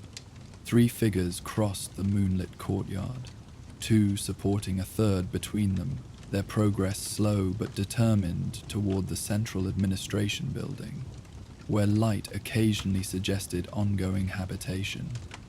Even from this distance, Mason could recognize the characteristic posture of someone suffering significant injury or illness. Head forward, weight unevenly distributed, movements reflecting involuntary pain response rather than coordinated intention. "Please," a woman's voice carried clearly through the night air, desperation evident despite controlled volume. "Just a little further. The old clinic might still have supplies. We can't lose her too." The medical implication immediately triggered Mason's professional assessment instinct. He observed more carefully, noting the supported figure appeared smaller, likely a child or young adolescent. The group's movement pattern suggested urgent medical need rather than tactical approach, with no indication of the organized formation typical of hostile raider groups or military factions conducting calculated operations. Professional ethics warred with survival pragmatism as Mason considered his options. Revealing his presence would compromise the security of his discovered supplies and potentially expose him to unknown risks from desperate strangers. Remaining concealed would preserve his advantageous position, but potentially allow preventable suffering or death to occur without intervention. A direct violation of the healer's fundamental commitment that Elijah had instilled through years of apprenticeship. First responsibility: preserve capacity to heal. He reminded himself of his mentor's hierarchical principles. Dead healers help no one. Second responsibility: address suffering when capacity allows. Third responsibility: build knowledge and resources for future healing. These principles had guided his wasteland practice through countless difficult decisions, but rarely with such immediately conflicting imperatives. The medical supplies he had discovered represented unprecedented healing capacity, precisely the resources that might address whatever condition affected the struggling group below, yet revealing their existence could attract unwanted attention from others less ethically motivated, potentially resulting in violent appropriation that would serve neither his security nor broader humanitarian benefit. Mason's decision crystallized as the group's labored progress revealed clearer details of the supported figure. Definitely a young girl, perhaps 12 or 13, her movements suggesting systemic weakness rather than localized injury.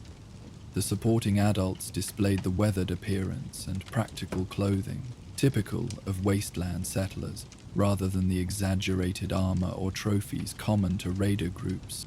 Circumstances create obligations. Elijah's voice seemed to whisper from memory.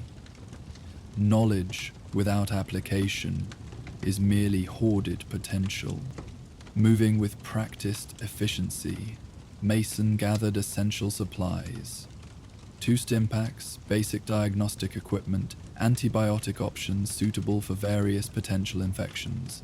Each item disappeared into specific pockets of his well-worn medical bag, organized through long habit for quick access during treatment situations. He secured the laboratory's entrance behind him, ensuring his discovered cache remained protected while he investigated the unfolding medical situation. The university complex had once been a prestigious institution, its architecture reflecting academic tradition through classical stone facades and formal courtyards designed for contemplative scholarly activity. Now these spaces existed in partial ruin, some buildings completely collapsed, others standing in stubborn defiance of nuclear devastation and 2 centuries of neglect. Mason navigated this structural patchwork with practiced caution, maintaining awareness of both unstable architecture and potential wasteland predators that might have claimed territory within the campus boundaries. He intercepted the struggling group near what had once been a ceremonial fountain, now merely a circular stone depression, occasionally collecting rainwater.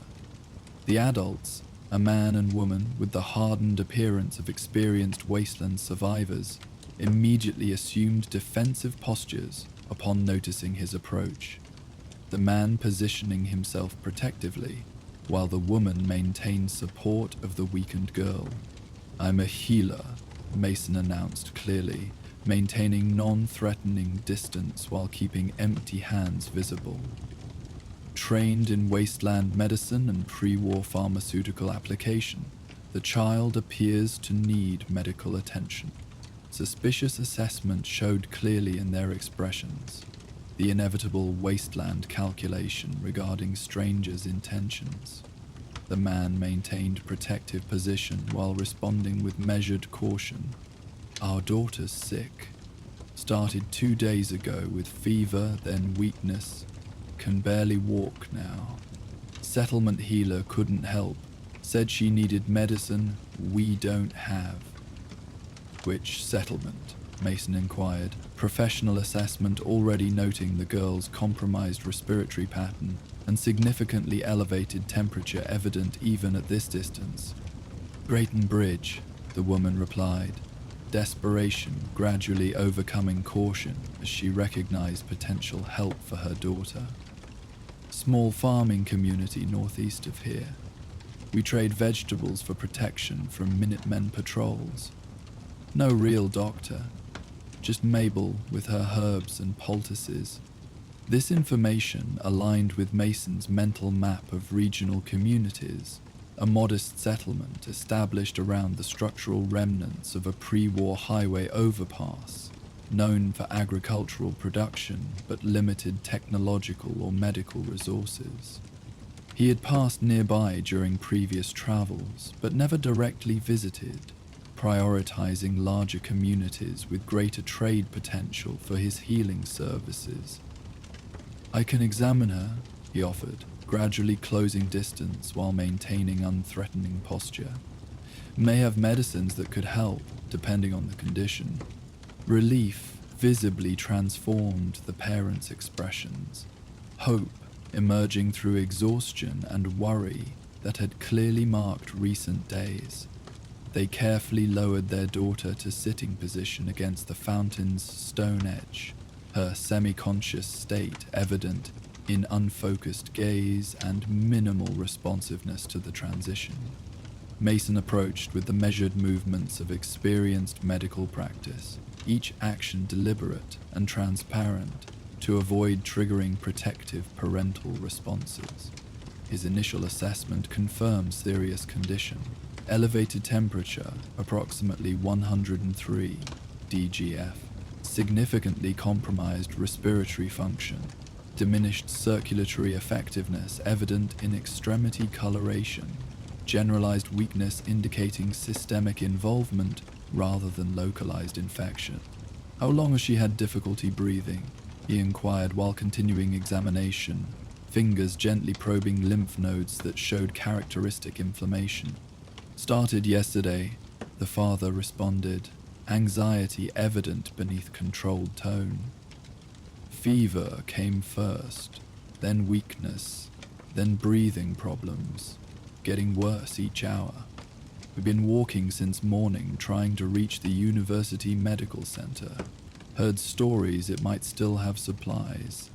Mason's examination confirmed his suspicion. Bacterial pneumonia, advanced but not yet critical, likely developed from opportunistic infection following radiation exposure or environmental contaminants common throughout the Commonwealth. Without treatment, prognosis was poor given the girl's deteriorated condition and limited physiological reserves. With appropriate antibiotics and supportive care, recovery likelihood increased significantly. "As she has pneumonia, infection in the lungs," he explained, medical training automatically translating technical assessment into accessible information. "Advanced but treatable with proper medication. Her body is struggling to fight the infection alone, becoming progressively weaker as resources deplete." He reached carefully into his medical bag, retrieving one stim pack and a measured dose of preserved antibiotics appropriate for the diagnosed condition. The parents watched with undisguised hope as these medications emerged, recognizing their significance even without specific medical knowledge, understanding instinctively that such preserved pharmaceuticals represented rare treatment potential in the resource-depleted wasteland. "The stim pack will provide immediate support to compromised systems," Mason explained while preparing injection site with antiseptic. "The antibiotics target the specific infection. Combined approach addresses both immediate crisis and underlying cause." He administered the treatments with practiced precision, each movement reflecting years of experience providing medical care under challenging field conditions. The Stimpak's delivery mechanism functioned perfectly despite its age, testament to pre-war manufacturing quality and the sealed laboratory's remarkable preservation conditions. The antibiotics followed, carefully measured for appropriate pediatric dosing based on estimated weight and condition severity. She needs continued treatment, he noted, while monitoring initial response. Single dose, insufficient for complete recovery.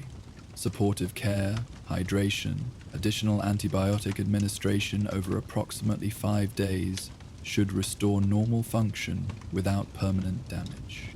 The parents exchanged meaningful glances, concern and hope communicating without words, in the manner of long partnership forged through shared hardship. "We don't have more medicine," the mother finally acknowledged, voice barely audible. "Used everything we had trying to help her before coming here. Traded our full harvest allocation for what little Grayton Bridge could provide." This admission created the ethical tension familiar to all Wasteland healers, the gap between medical necessity and available resources that defined healthcare in the post-war world. Mason knew his discovered cache contained sufficient antibiotics to complete proper treatment course, potentially saving the child's life through appropriate medical intervention. Yet revealing this resource might compromise the security of his larger discovery, potentially attracting unwanted attention to supplies that could serve many future patients if properly managed. The Stimpak's initial effects were already visible, improved color returning to the girl's extremities, respiratory rate normalizing slightly, as systemic support enhanced natural healing mechanisms. Yet without complete antibiotic treatment, infection would likely resurge once immediate support diminished, potentially creating even more treatment-resistant condition through partial intervention. "I have additional medications," Mason acknowledged after brief internal debate. "Enough to complete necessary treatment course. Recently discovered preserved supplies nearby." Hope visibly brightened the parents' expressions, though Wasteland pragmatism immediately followed with the inevitable question of compensation. We can't pay much," the father admitted. "Traded almost everything valuable for what didn't work. Have some preserved food, ammunition for a hunting rifle, clothing in reasonable condition." "Payment unnecessary," Mason responded, the decision crystallizing through recognition of fundamental healing purpose beyond resource calculation. Medical ethics don't recognize scarcity as treatment criterion. The child needs medicine. I have medicine. The appropriate response is self-evident. This philosophy, another inheritance from Elijah's mentorship, had guided Mason's practice, despite occasional practical hardships resulting from prioritizing treatment need above compensation security. While some Wasteland healers operated purely as traders, providing medical services exclusively as commercial exchange, Mason had maintained his mentor's ethical framework despite its sometimes challenging practical implications. "We can offer shelter," the mother suggested, clearly uncomfortable accepting unconditional assistance in a world where such arrangements rarely existed. "Our homestead is small but secure. Room for another, especially someone with healing knowledge. Settlement would welcome trained medical help." This offer presented unexpected dimension to Mason's ongoing consideration of his discovered supplies. Grayton Bridge represented potential community integration rather than merely trading opportunity, a settlement sufficiently established to maintain agricultural production, but lacking dedicated medical expertise. Such communities often provided reasonable security through collective defense arrangements, while allowing greater independence than larger settlements with more rigid political structures. "Let's focus on immediate treatment," he suggested. Professional discipline maintaining priority sequencing despite potential future considerations. Complete antibiotic course first, then discuss longer-term arrangements when recovery is secured. He administered additional supportive care: clean water with electrolyte supplements, nutritional concentrate preserved from pre-war emergency supplies, application of cooling compress to manage remaining fever. Throughout these interventions, he provided clear explanation of both immediate actions and overall treatment approach, educating the parents regarding ongoing care requirements while demonstrating proper administration techniques. "She'll need rest tonight," he advised as treatment stabilized the girl's condition, her breathing noticeably improved and consciousness gradually returning. Moving her now would compromise recovery progress. "I know a secure location nearby where we can monitor through the night. Continue treatment at appropriate intervals." The parents accepted this recommendation with visible relief, the prospect of immediate shelter after a long journey overcoming any remaining hesitation regarding trust in someone they had just met.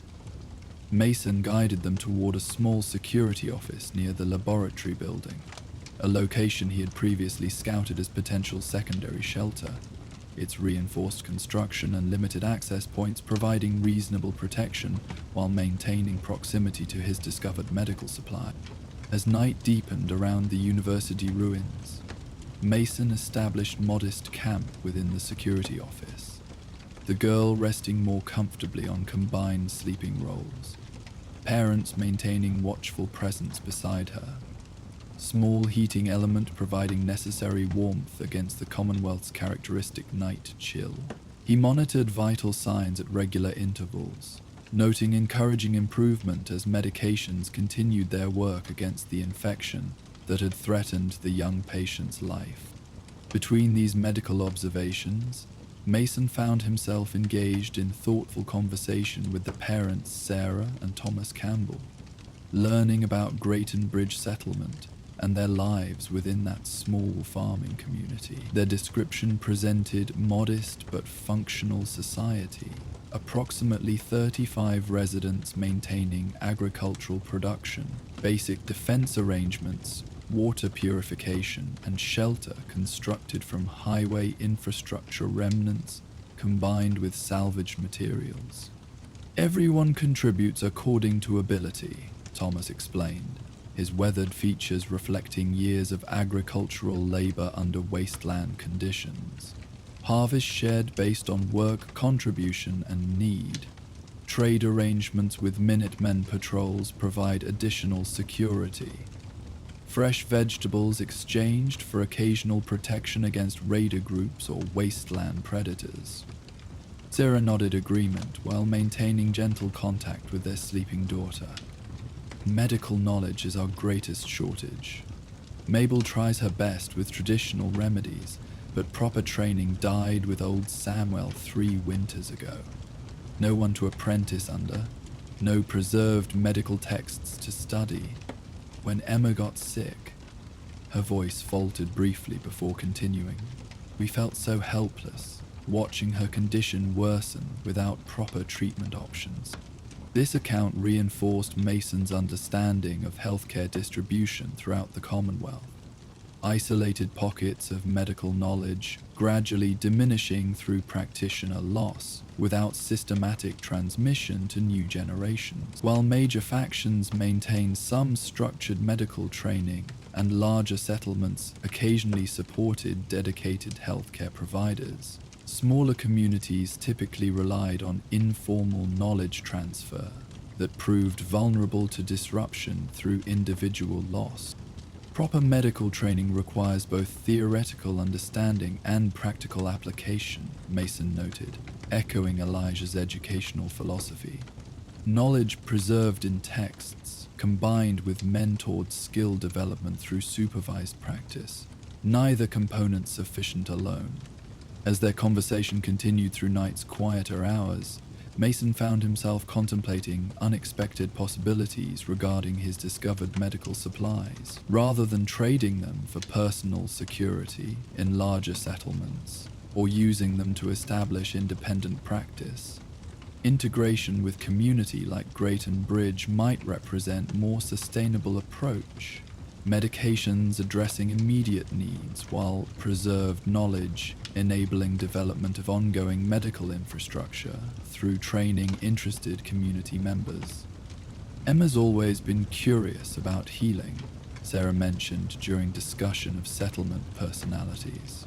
Follows Mabel everywhere, asking questions about each plant and preparation, has remarkable memory for details despite limited formal education opportunities.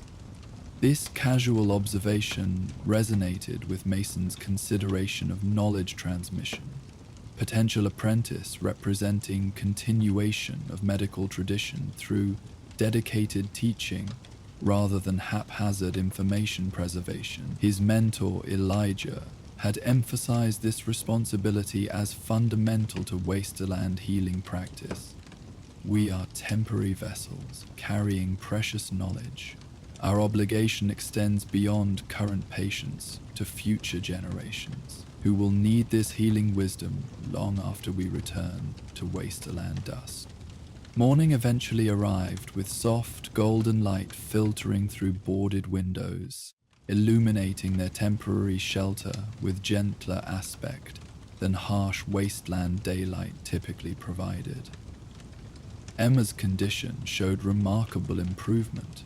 Fever significantly reduced, fever remaining normalized, conscious awareness returned with appropriate orientation to surroundings and situation. The antibiotics had effectively addressed the infection, while the Stimpak's supportive properties had prevented systemic collapse during critical intervention period. "How do you feel?" Mason inquired while conducting morning assessment. Professional attention noting vital signs returned to age-appropriate parameters. "Better," Emma responded, voice weak but clear. "Jess doesn't hurt when breathing anymore. Still tired though. Normal response to significant infection," he explained, adapting communication to her apparent comprehension level. "Your body fought hard against invasive bacteria. That work requires energy that must be replenished through proper rest and nutrition during recovery period." The girl's attention focused on his medical bag with undisguised curiosity. "Are you really a doctor? With actual medicine from before the war?" "Apothecary," Mason corrected gently, trained in both pre-war pharmaceutical application and wasteland herbal remedies. Medicine requires adapting available resources to current needs, rather than relying solely on diminishing supplies from the world before. This explanation sparked visible interest in Emma's expression, enthusiasm momentarily overcoming physical fatigue from her recent illness. "Like Mabel's herbs, but with real science too. She tries teaching me about healing plants, but doesn't know why they work, just that they sometimes do." This innocent observation highlighted precisely the knowledge transmission gap that defined wasteland medical practice. Empirical observation without theoretical framework, creating vulnerability to misapplication or failed adaptation when conditions changed. Proper medical training required both components working in integrated fashion, each strengthening the other through practical application, guided by fundamental principles. As morning progressed, Mason provided continued treatment, additional antibiotic dose administered with careful explanation of medication function, nutritional supplements supporting recovery, physical assessment confirming ongoing improvement without complications. Throughout these interactions, he noted Emma's attentive observation, watching his methodical procedures with focused interest, suggesting genuine intellectual curiosity rather than merely passive patient compliance. We should begin return journey while daylight provides safer travel conditions, Thomas suggested as Emma's treatment was completed. She's strong enough to walk short distances now, and we can carry her when needed. Greyton Bridge is approximately 5 hours' journey from here. Mason considered this proposal alongside his ongoing contemplation regarding the laboratory's discovered supplies. Remaining at the university maintained proximity to these valuable resources, but offered limited security for extended occupation. Traveling to Greyton Bridge would separate him from the discovered cache, but potentially provide community integration benefits that isolated practice couldn't sustain. I'll accompany you, he decided, practical evaluation balancing various considerations. Emma needs continued treatment for several more days. I can provide proper medication administration while assessing her recovery progress. Your settlement might offer longer-term arrangements beneficial to all concerned. This decision necessitated careful preparation, securing the laboratory location against discovery during his absence, selecting appropriate medications and equipment to transport immediately, ensuring remaining supplies remained properly preserved for potential later retrieval. While risk existed in leaving valuable resources temporarily unattended, community connection offered sustainable security that solitary existence rarely provided, regardless of material wealth. Mason organized his medical bag with characteristic methodical attention. Antibiotics sufficient for Emma's complete treatment course, diagnostic equipment necessary for monitoring recovery, additional medications addressing common wasteland ailments that might require intervention within settlement context. Particularly valuable items from the laboratory cache were carefully concealed within various compartments, balancing immediate utility against security through distribution rather than concentration. Their journey began mid-morning, when Emma had rested sufficiently to manage limited walking periods. The Campbell family's obvious gratitude manifested through practical assistance. Carrying portions of Mason's equipment, identifying least challenging routes through the university ruins toward northern pathways leading to their settlement, sharing preserved food supplies during brief rest intervals. These interactions reflected the cooperative survival patterns that sustained functional communities amid wasteland challenges. Practical resource sharing guided by recognition of mutual benefit rather than merely calculated exchange. As they traveled through the Commonwealth's broken landscape, Mason found himself engaging in educational conversation with Emma during periods when her strength allowed walking rather than being carried. Her questions revealed genuine interest in medical knowledge, how infections developed, why certain treatments proved effective while others failed, relationships between observable symptoms and underlying condition. Each query demonstrated promising intellectual foundation for potential apprenticeship, combining natural curiosity with analytical thinking essential to effective healthcare provision. Plants have chemical compounds similar to pre-war medications, he explained during discussion of treatment options.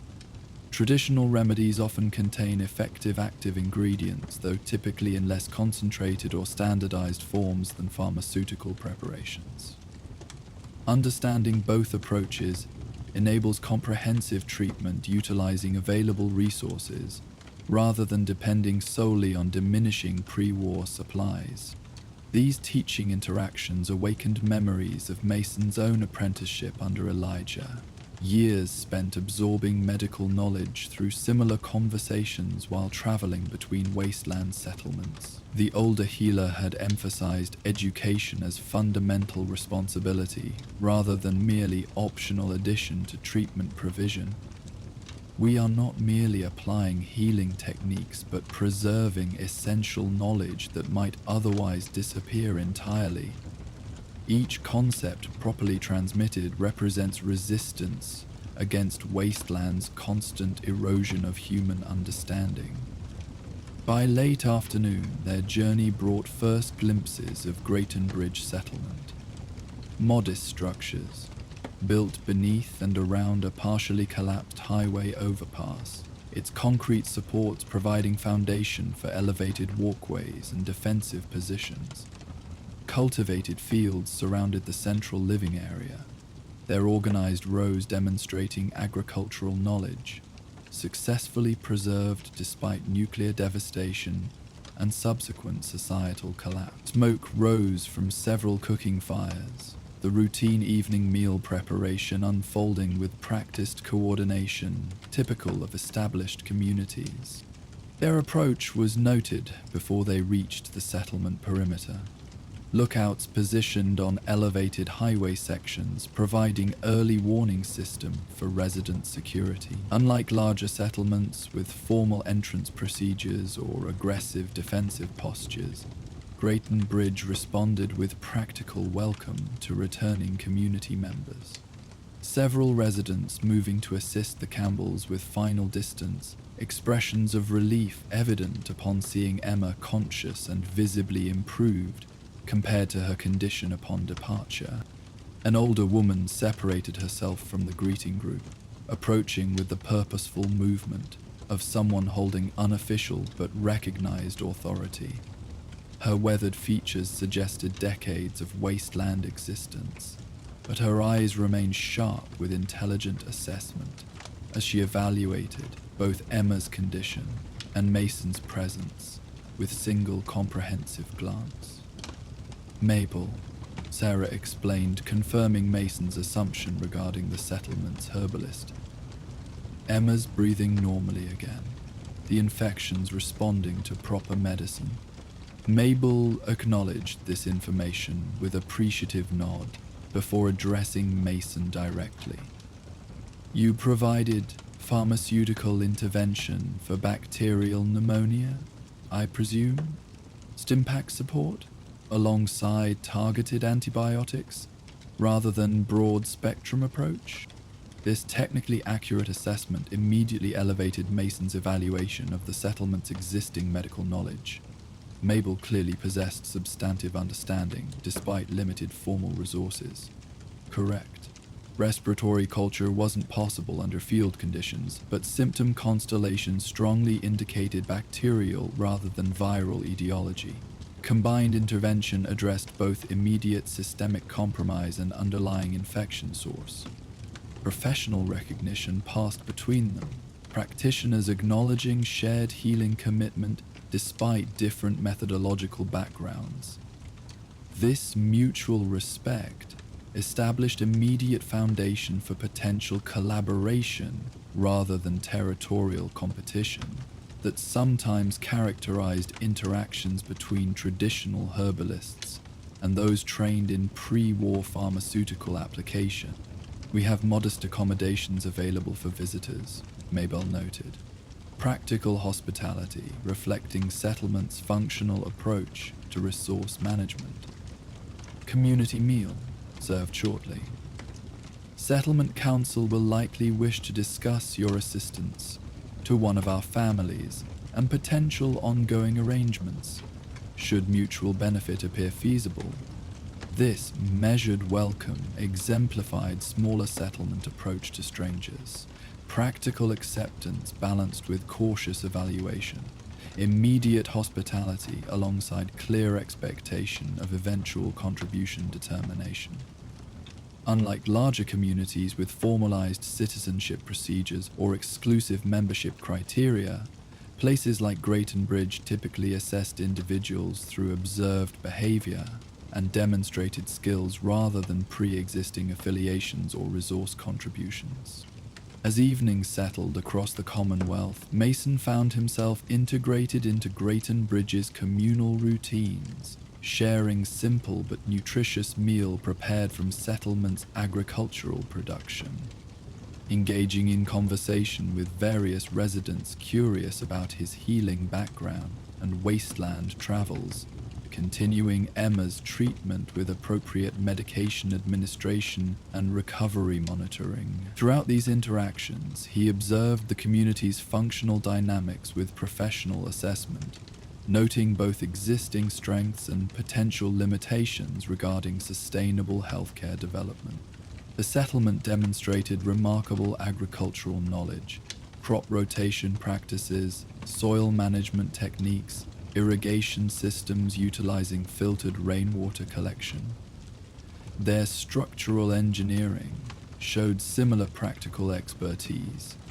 Buildings constructed with effective weather protection and reasonable security considerations using available materials. Social organization followed pragmatic patterns. Leadership emerging through demonstrated competence rather than arbitrary authority. Work distribution acknowledging individual capabilities while maintaining collective responsibility. Principles.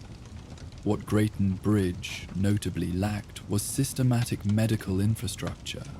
Mabel's herbal knowledge representing valuable but incomplete healthcare foundation, without organized preservation or transmission mechanisms, ensuring continuation beyond her individual practice. This gap created precisely the opportunity Mason had been considering since discovering the university laboratory's pharmaceutical cache. Potential integration of preserved medications with a knowledge transmission program that might establish sustainable medical resources benefiting the settlement for generations, rather than merely addressing immediate treatment needs. As night deepened and most residents retired to modest sleeping quarters, Mason found himself engaged in focused conversation with the settlement's informal leadership council, 5 individuals, including Mabel, who collectively guided community decisions through practical consensus rather than hierarchical authority. Their discussion addressed his potential role within Grayton Bridge with characteristic directness. Your assistance to the Campbell family demonstrates valuable medical knowledge, observed an older man who had introduced himself as Frederick, the settlement's agricultural coordinator. Emma would likely have died without proper pharmaceutical intervention. Such capability represents significant potential benefit to our community. Mason acknowledged this assessment with honest appraisal of both possibilities and limitations. I possess training in integrated medical practice, combining pre-war pharmaceutical knowledge with adaptable wasteland applications. Recently discovered preserved medication cache that could address numerous conditions currently challenging smaller settlements without brotherhood or larger community connections. Mabel leaned forward with particular interest at this revelation. Preserved pharmaceuticals represent tremendous value in current Commonwealth conditions. Most remaining supplies degraded beyond reliable efficacy or concentrated within major faction control. Functional cache creates significant security considerations alongside obvious treatment potential. This perceptive observation highlighted the practical challenge inherent in Mason's discovered resources. Valuable healing potential balanced against inevitable wasteland dynamics regarding scarce resource competition. Larger settlements or organized factions discovering such supplies would likely appropriate them through hierarchical authority or simply superior force, regardless of ethical considerations regarding optimal distribution for maximal humanitarian benefit. Medical resources serve greater purpose through systematic application, rather than merely addressing isolated treatment episodes, Mason noted, articulating the philosophy that had gradually crystallized during his journey with the Campbell family. Isolated practice utilizing diminishing supplies represents fundamentally unsustainable approach, regardless of immediate effectiveness. The council members exchanged thoughtful glances, recognizing deeper implications beneath surface discussion of practical arrangements. Frederick eventually articulated their collective understanding with characteristic directness. You're proposing more than merely trading medications for settlement protection. You're suggesting knowledge transmission program alongside pharmaceutical application, teaching alongside treating, building sustainable medical capacity rather than temporary intervention capability. Mason nodded confirmation, appreciating their rapid comprehension of his fundamental proposition. Medications remain valuable but ultimately finite. Knowledge properly transmitted creates regenerative resource serving multiple generations. Combined approach addresses immediate needs while establishing foundation for continued healthcare beyond individual practitioner limitations. This philosophy, another inheritance from Elijah's mentorship, represented resistance against Wasteland's perpetual degradation cycle, where preserved knowledge gradually diminished through isolated practitioner loss without systematic transmission mechanisms. While individual treatment certainly mattered for affected patients, broader healing infrastructure development offered greater long-term humanitarian impact through multiplied capability, extending beyond any single healer's practice. Emma shows remarkable aptitude for medical concepts, Mason added, having observed her continued engagement with treatment processes throughout their journey and settlement arrival. Natural analytical thinking combined with genuine interest in underlying principles rather than merely practical applications. Ideal foundation for potential apprenticeship within structured knowledge transmission program. Mabel's expression revealed subtle satisfaction at this assessment, confirming her own observations regarding the girl's potential. Been saying similar for nearly 2 years. Child absorbs herbal knowledge like purified water into dry ground. Remembers proportions, preparation methods, application techniques after single demonstration. Lacks only systematic framework connecting empirical observations with underlying mechanism. As their conversation continued into night's quieter hours, practical arrangements gradually emerged through collaborative consideration rather than negotiated demands. Grayton Bridge would provide secure housing, food allocation from community production, and protected storage for transferred medical supplies. Mason would establish integrated healthcare practice, combining Mabel's existing herbal knowledge with his pharmaceutical training, while simultaneously developing teaching program, ensuring knowledge transmission to next-generation practitioners. With Immer as initial apprentice, receiving focused educational development. This arrangement represented neither charity nor merely calculated exchange, but rather mutual benefit alignment, recognizing interdependent survival realities. The settlement gained valuable medical capability addressing both immediate treatment needs and long-term healthcare sustainability. Mason received community integration, providing security and purpose beyond isolated wandering practice, while honoring his mentor's fundamental commitment to knowledge preservation through dedicated transmission. Wisdom shared nurtures many, Elijah had often noted during their travels together. Wisdom hoarded dies with its keeper.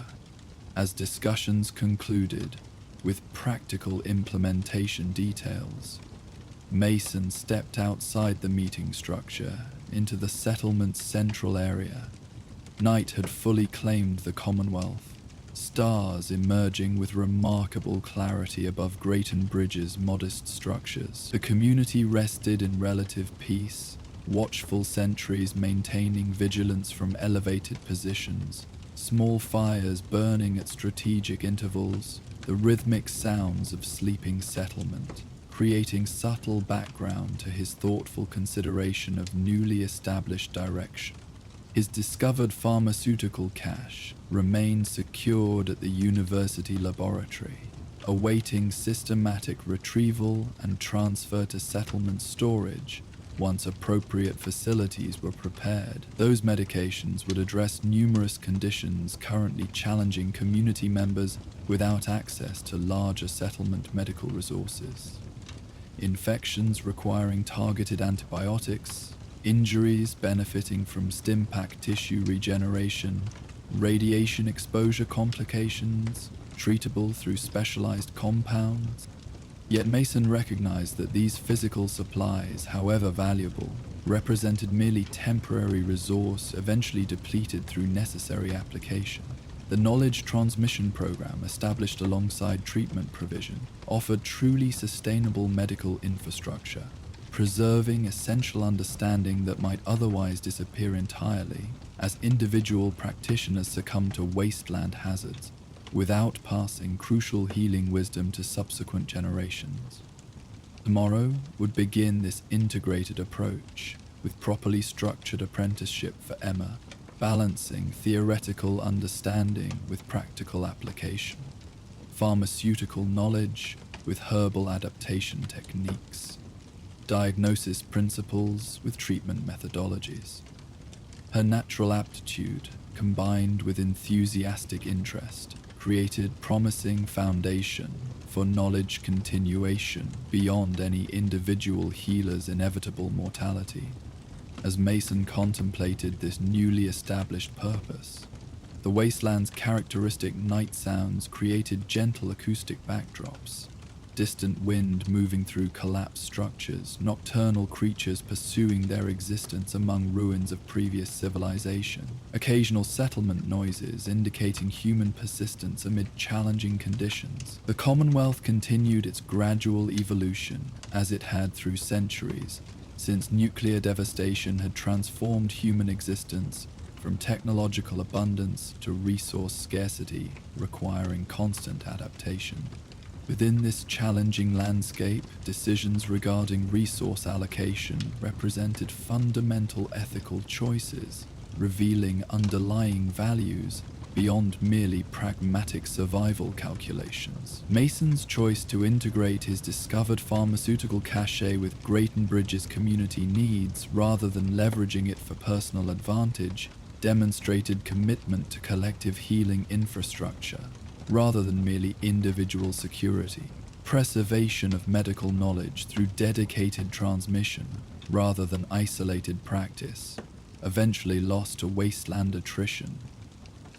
First, preserve capacity to heal. He whispered Elijah's hierarchical principles into the night air. Second, address suffering when capacity allows. Third, build knowledge and resources for future healing. This philosophy had guided his wasteland practice through countless challenges, and would continue shaping his newly established community integration at Grayton Bridge. The settlement offered sustainable framework for application of these principles: collective security preserving healing capacity, concentrated population enabling efficient suffering mitigation, established community providing stable foundation for knowledge transmission to future practitioners. As Mason returned to his assigned quarters, where Emma continued peaceful recovery under appropriate medication influence, he carried quiet satisfaction, transcending mere survival achievement. The apothecary's secret, his discovered pharmaceutical cache, would serve greater purpose through community integration and knowledge transmission than merely personal advantage through isolated application or calculated trading. This decision honored both his mentor's teachings and fundamental healing commitment beyond Wasteland's typically narrowed ethical horizons. While the settlement gradually shifted toward morning routines, elsewhere in the Commonwealth another healing challenge unfolded beneath the brightening sky. Arriving at a small farming community plagued by mysterious illness, a traveling doctor with remarkable intuition surveyed wilting crops and listless residents with growing concern. As Mason begins teaching young Emma the foundations of proper medical knowledge, a different healer confronts an environmental mystery threatening an entire settlement's existence. Join us for The Healer's Journey. The morning sun cast long shadows across the rolling hills of the Commonwealth, illuminating a landscape that balanced destruction with stubborn persistence. Fields of mutated grain swayed gently in the morning breeze, their colors slightly off from pre-war varieties, but still recognizable as life's determination to continue despite nuclear devastation. Along a winding dirt path that cut through these modest croplands, Dr. Sophia Chen adjusted her weathered medical bag across her shoulder and continued her measured pace toward the small community visible in the near distance. Somerville appeared as a collection of structures that seemed to grow organically from the landscape rather than impose upon it. Houses constructed from salvaged materials clustered around what had once been a pre-war agricultural research station, its reinforced concrete buildings providing structural foundation for the settlement that had gradually developed around it. Fields of crops extended outward from this central hub, their organized rows demonstrating agricultural knowledge preserved despite civilization's collapse. Sophia had received word of Somerville's troubles 3 days earlier, while treating radiation burns in a trading outpost several hours south. A trader mentioned increasingly dire conditions, crops withering despite adequate rainfall, residents developing mysterious symptoms that defied conventional treatment. The community's healer overwhelmed by growing numbers of affected individuals. The description had triggered Sophia's professional concern immediately, her medical training recognizing the pattern of potential environmental illness requiring specialized intervention. At 52, Sophia had spent nearly 3 decades providing medical care throughout the Commonwealth's scattered communities. Her formal training had begun in a University Point research program before that settlement's destruction, continued through apprenticeship with the renowned Dr. Elizabeth Reed, and developed through practical application across countless challenges throughout the Wasteland. This combination of academic knowledge and field experience had created a healer who balanced scientific understanding with practical adaptation, precisely the approach needed for the complex health challenges that emerged in post-nuclear environments. As she approached Somerville's modest perimeter, Sophia noted concerning details that confirmed the trader's worrying account. Crops nearest the settlement boundary showed visible signs of distress: yellowing leaves, stunted growth patterns, premature withering despite recent rainfall, evident in still moist soil. More telling were the residents visible moving slowly between buildings, their postures suggesting fatigue beyond normal exertion, movements lacking the purposeful efficiency typically characterizing successful wasteland communities. A woman in her early 40s approached as Sophia reached the settlement entrance, a simple gate constructed from repurposed farm equipment that served more as boundary marker than serious defensive barrier. The woman's face showed both the weathering common to wasteland residents and the particular drawn quality of recent illness partially recovered. "You must be the doctor," she greeted, relief evident in her tired features.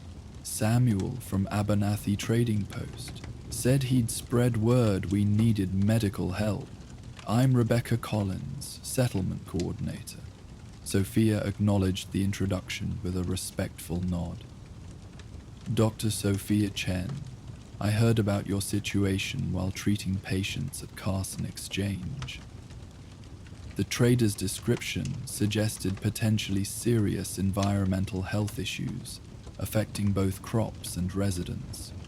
Rebecca gestured toward the settlement's central area, where several residents gathered near the largest structure, a 2-story building that had once housed agricultural research activities and now apparently served community administrative functions. "It started with the crops about 3 weeks ago," she explained as they walked, her pace noticeably measured as though conserving limited energy. First the eastern fields, then gradually spreading, plants yellowing, growth slowing, then stopping entirely. A few days later, people started showing symptoms: fatigue first, then headaches, muscle weakness, difficulty concentrating. Almost everyone's affected to some degree now. Our healer Marcus has done what he can, but he's showing symptoms himself, and we're running out of treatment options. This account aligned with Sophia's preliminary assessment of potential environmental exposure pattern, initial agricultural impact followed by human symptom development, suggesting contaminant introduction through soil or water systems, affecting both plant biology and human health through either direct contact or food chain transmission. How many residents currently showing symptoms? She inquired, professional assessment immediately focusing on quantifying the situation's scope. 23 adults, 7 children out of 42 total residents, Rebecca replied, with the precise information tracking characteristic of effective settlement leadership. 4 severe cases bedridden, including our oldest resident and 2 children. No fatalities yet, but Earl Turner's condition has declined significantly over the past 2 days. Marcus says... Her voice faltered briefly. Marcus says Earl likely won't survive another night without effective intervention.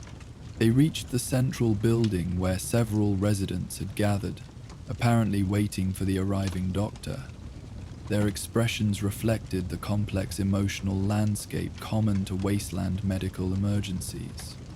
Hope tempered by hard-earned caution, desperate need balanced against realistic expectations, trust necessarily extended despite the inherent wariness essential for Commonwealth survival.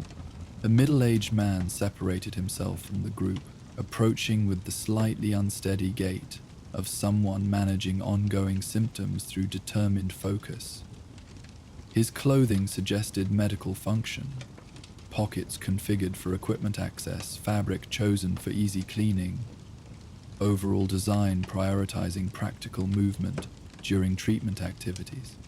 Marcus Wilson, he introduced himself, extending a hand that trembled slightly despite obvious effort to control it. Settlement healer, primarily herbal medicine with basic field surgery capability. Former military medic before settling here 12 years ago. Sophia noted both his symptoms, mild tremor, fatigue evident in facial musculature, slightly delayed pupillary response, and his professional approach to introducing relevant background directly. This combination of observation and rapport building represented her standard initial assessment process, gathering both medical and interpersonal information simultaneously. What treatments have you attempted so far? She inquired, recognizing the importance of acknowledging his prior efforts while establishing current baselines. Standard detoxification protocols initially, suspecting possible food contamination, Marcus explained, professional demeanor maintaining despite evident illness. Activated charcoal preparations, increased fluid intake, intestinal cleansing herbs.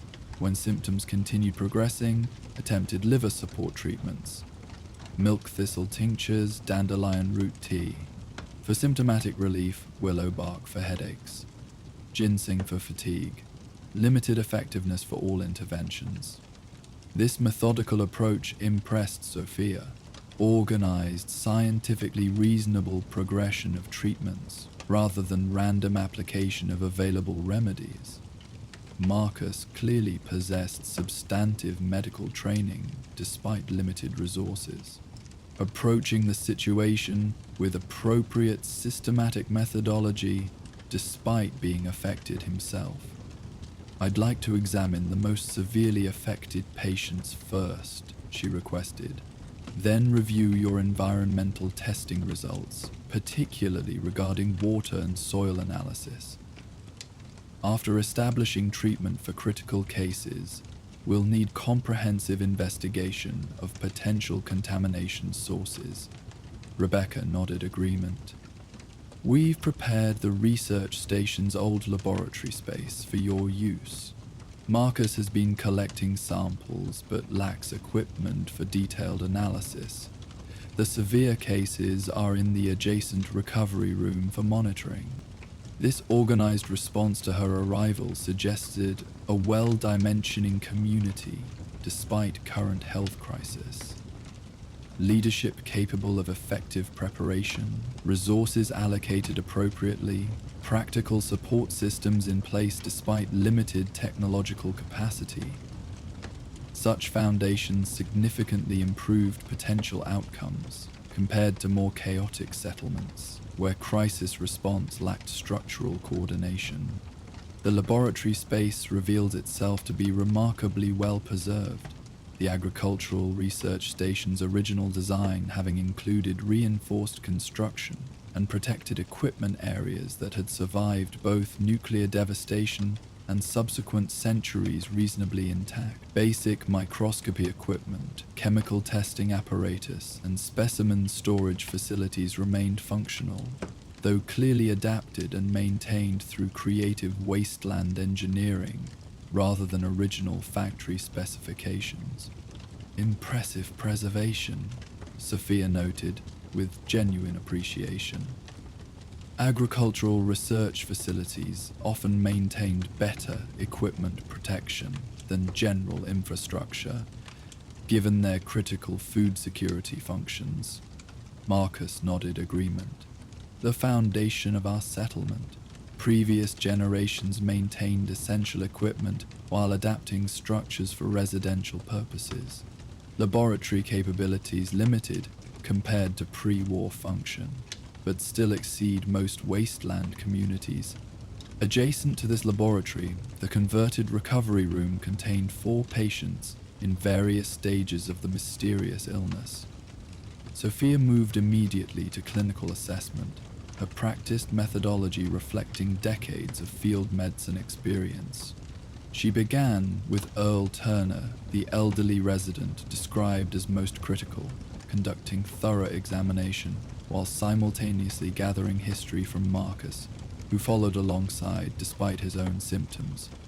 Earl presented with advanced manifestations of whatever affected the community, significant muscle weakness rendering him essentially immobile, cognitive function noticeably impaired though consciousness maintained, vital signs showing concerning parameters, particularly regarding renal and hepatic stress indicators. Physical examination revealed subtle but distinctive discoloration of nail beds, with characteristic patterns suggesting heavy metal accumulation rather than merely circulatory compromise.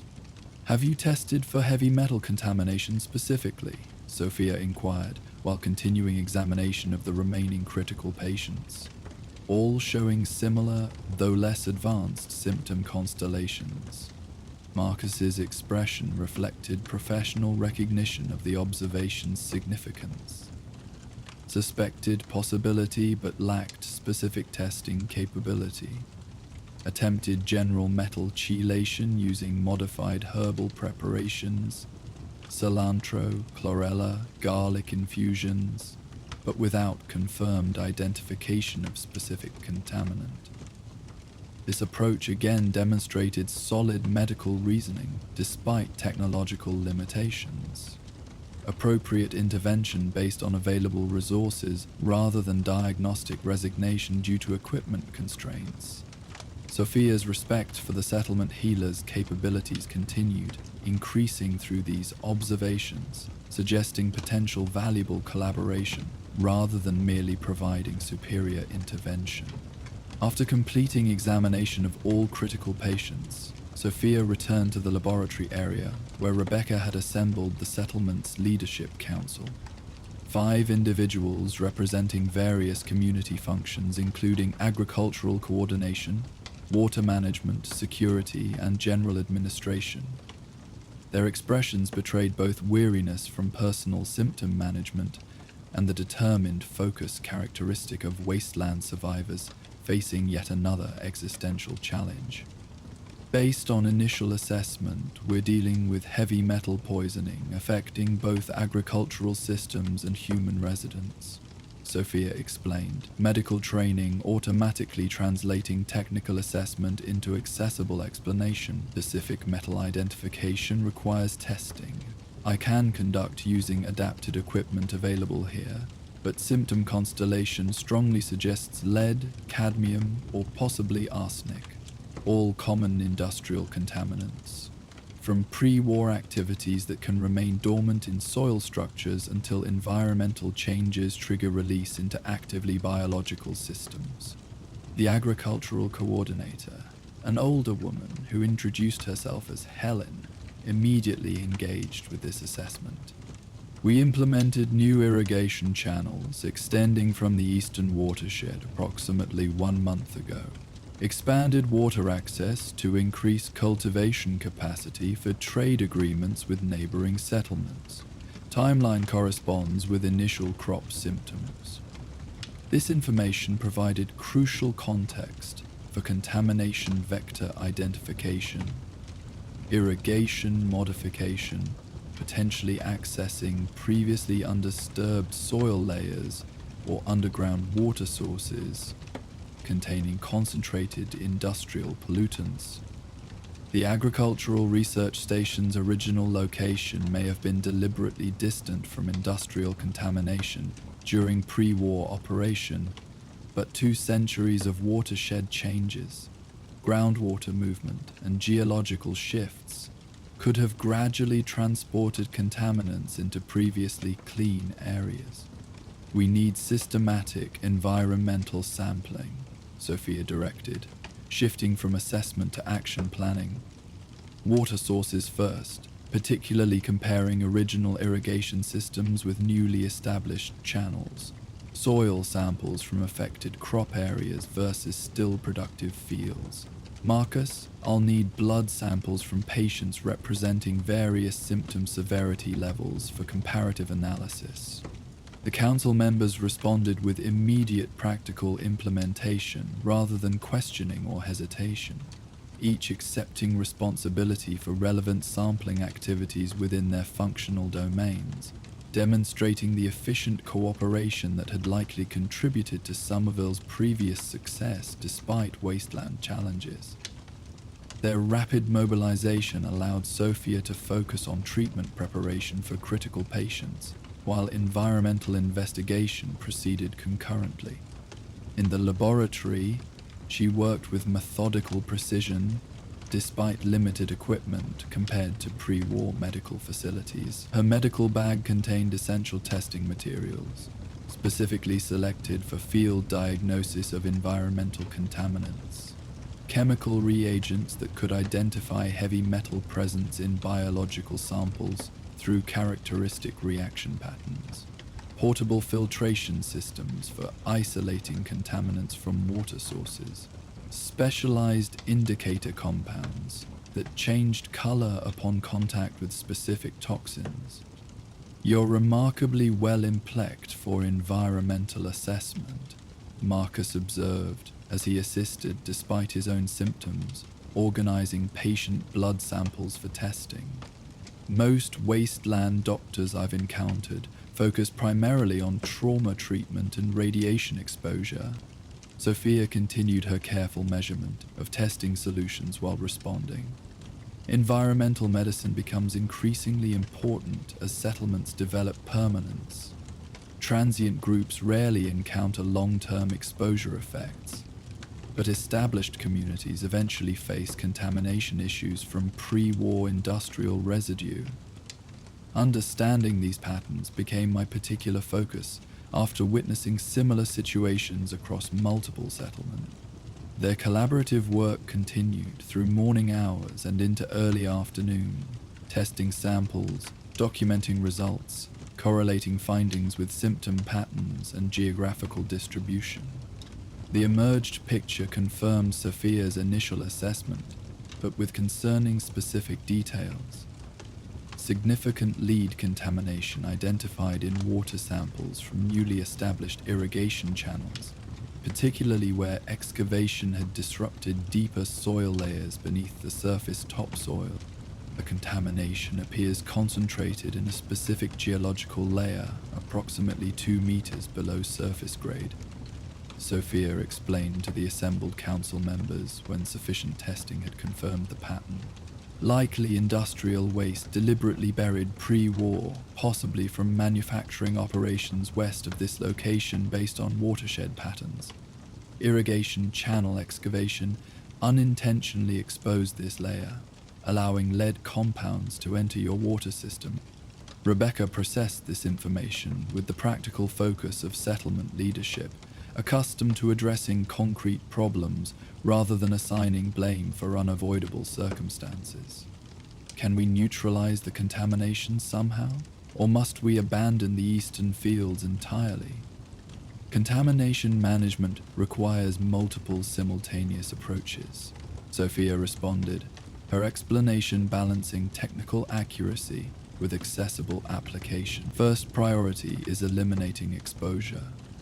Immediately cease using affected irrigation channels and implement water purification for all consumption sources.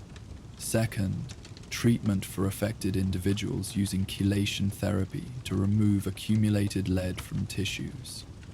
Third, soil remediation through specific cultivation of hyperaccumulator plants that extract heavy metals from contaminated areas. This comprehensive approach reflected Sophia's integrated medical philosophy, addressing immediate symptoms while simultaneously implementing systemic interventions to prevent recurrence, combining urgent treatment with long-term environmental modification.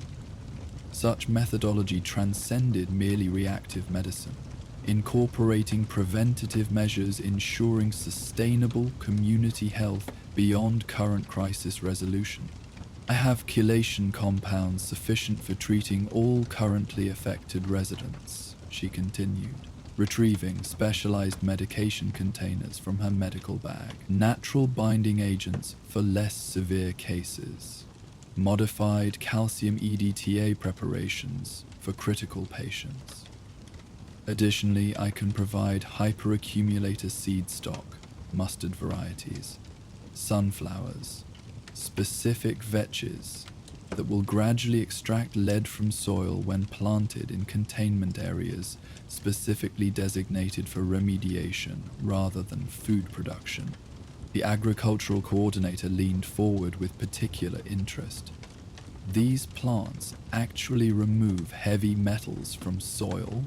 How long would remediation require before affected areas could return to food production? Phytoremediation effectiveness depends on contamination concentration and subsequent management, Sophia explained. These plants accumulate heavy metals in their tissues, which must then be properly disposed of rather than composted or consumed. Multiple growing cycles over approximately 2 to 3 years would likely reduce contamination to safe levels for food cultivation. Based on similar cases I've addressed elsewhere, this exchange exemplified the knowledge transmission component Sophia considered essential to effective wasteland medicine, providing not just immediate treatment but educational foundation, allowing communities to implement ongoing solutions independently. Unlike some specialized service providers who maintained dependent relationships with client communities, her approach emphasized building local capacity through comprehensive explanation and practical skill development. With diagnosis confirmed and treatment protocols established, Somerville's response transformed from anxious uncertainty to structured implementation. Water management team immediately began modifying irrigation systems to bypass contaminated channels, while establishing purification protocols for existing reservoirs. Agricultural specialists prepared dedicated remediation fields for hyperaccumulator planting, while adjusting cultivation plans to compensate for temporarily reduced production capacity. Medical assistants organized patient treatment schedules based on symptom severity, ensuring appropriate chelation therapy administration under Marcus's supervision. once Sophia had demonstrated proper techniques.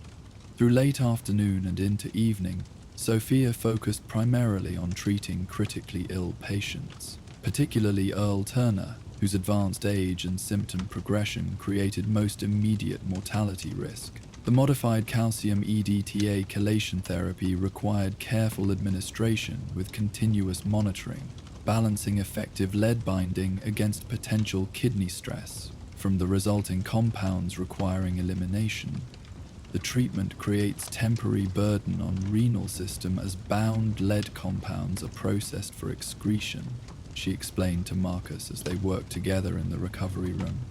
Hydration support becomes crucial during this phase, maintaining sufficient fluid volume for kidney function without overwhelming compromised systems.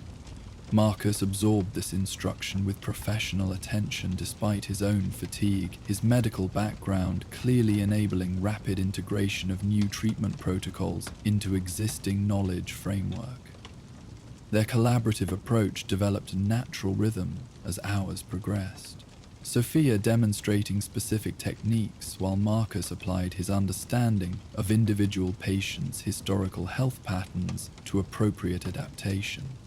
You mentioned seeing similar situations in other settlements, he noted during brief respite between treatment cycles. Is environmental contamination becoming more common throughout the Commonwealth? Sophia considered this thoughtful inquiry while preparing the next medication round, not necessarily increasing in absolute terms, but becoming more apparent as settlements develop permanence and implement agricultural intensification. Most significant pre-war contamination remained relatively isolated until infrastructure development activities, while drilling, irrigation, expansion, foundation excavation inadvertently accessed previously undisturbed pollution reservoirs. This perspective reflected her broader understanding of wasteland health patterns beyond merely individual treatment episodes.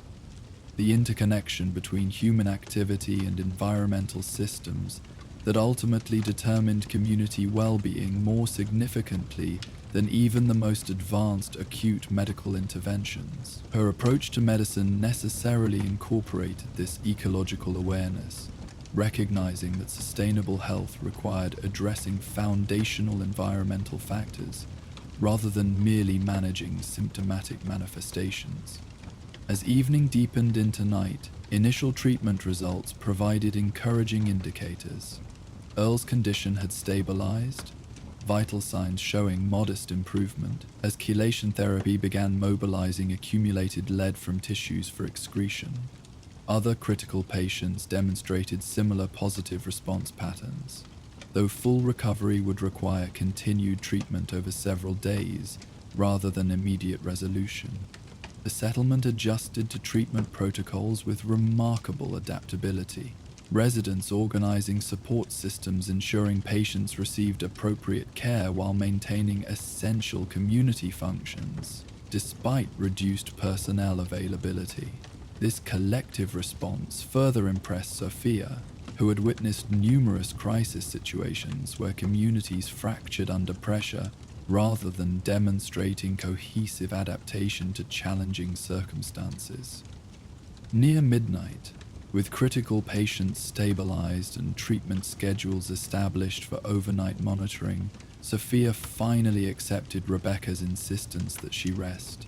The settlement had prepared guest accommodations in a small but comfortable room adjacent to the recovery area, allowing both privacy and proximity for potential emergency response if needed.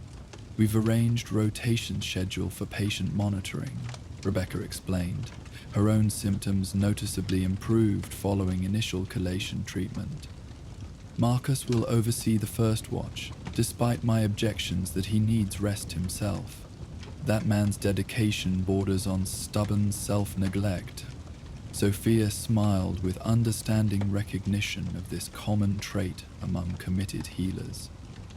A universal characteristic of medical practitioners regardless of training background or practice environment. The imperative to address others' suffering frequently overwhelms personal need awareness.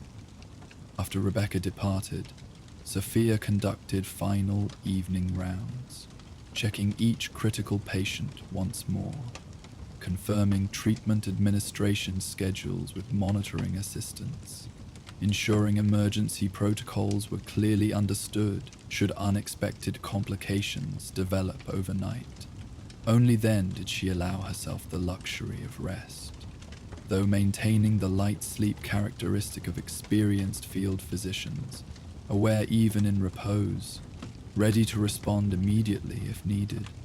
Morning arrived with gentle persistence, sunlight gradually illuminating the modest room through partially covered windows. Sophia woke fully alert, as was her habit, transitioning immediately from sleep to complete awareness without the disorientation common to deeper slumber patterns. Her first action was visiting the recovery room, where overnight monitoring had continued according to established protocols. The improvement in patient conditions provided confirming evidence of correct diagnosis and appropriate treatment implementation. Earl's vital signs had stabilized within acceptable parameters, cognitive function showing noticeable enhancement compared to previous evaluation. The other critical patients demonstrated similar positive progression, their recovery continuing steady advancement without complications that might necessitate treatment modification. Marcus greeted her with evident relief at these outcomes, despite his own continuing symptoms. Remarkable improvement across all monitored patients. Earl regained coherent speech around 4 a.m., recognized his grandson during morning visit. The Collins child's muscle strength nearly doubled based on grip assessment protocols. Your chelation therapy clearly identified and addressed the specific contamination affecting us. Credit belongs equally to your preparation and implementation, Sophia responded, professional generosity acknowledging his substantial contribution despite limited resources. Accurate symptom documentation, appropriate preliminary treatment attempts, and organized response infrastructure created foundation for successful intervention. Many settlements lack such fundamental capabilities despite larger populations or greater material resources. This collaborative appreciation reflected Sophia's consistent approach to wasteland medicine, recognizing effective healthcare required integrated community systems rather than merely individual practitioner brilliance. Regardless of technical training or available equipment, the most sophisticated treatment protocols would ultimately fail without appropriate implementation infrastructure. While even modest medical knowledge could yield significant positive outcomes when properly supported by community organization and practical adaptation. After completing morning patient evaluations, Sophia joined Somerville's council members for assessment of broader remediation efforts. The water management team had successfully isolated contaminated irrigation channels and implemented purification systems for community consumption sources. Agricultural specialists had prepared initial remediation fields for hyperaccumulator planting, while adjusting cultivation plans to compensate for temporarily reduced production capacity. These coordinated responses demonstrated the settlement's fundamental resilience despite current challenges. The eastern watershed requires comprehensive evaluation before any future expansion, Sophia advised during their discussion. This contamination instance likely represents one localized industrial waste deposit rather than general regional pollution. Proper geological assessment before excavation could identify similar hazards before exposure, preventing future recurrence. Helen, the agricultural coordinator, nodded thoughtful agreement. We've been mapping potential expansion zones based primarily on sunlight exposure and topographical drainage patterns. Adding subsurface contamination assessment would require additional expertise development, but seems essential given current experience. This exchange exemplified the knowledge transmission Sophia considered fundamental to effective wasteland medicine, providing not just immediate crisis intervention but educational foundation for ongoing independent application after her departure. Unlike practitioners who maintain dependency relationships through knowledge restriction, her approach emphasized capability development within communities themselves, ensuring sustainable healthcare systems transcending individual provider availability. As morning progressed into afternoon, Sophia divided attention between continued patient treatment and educational sessions with Somerville's medical assistants.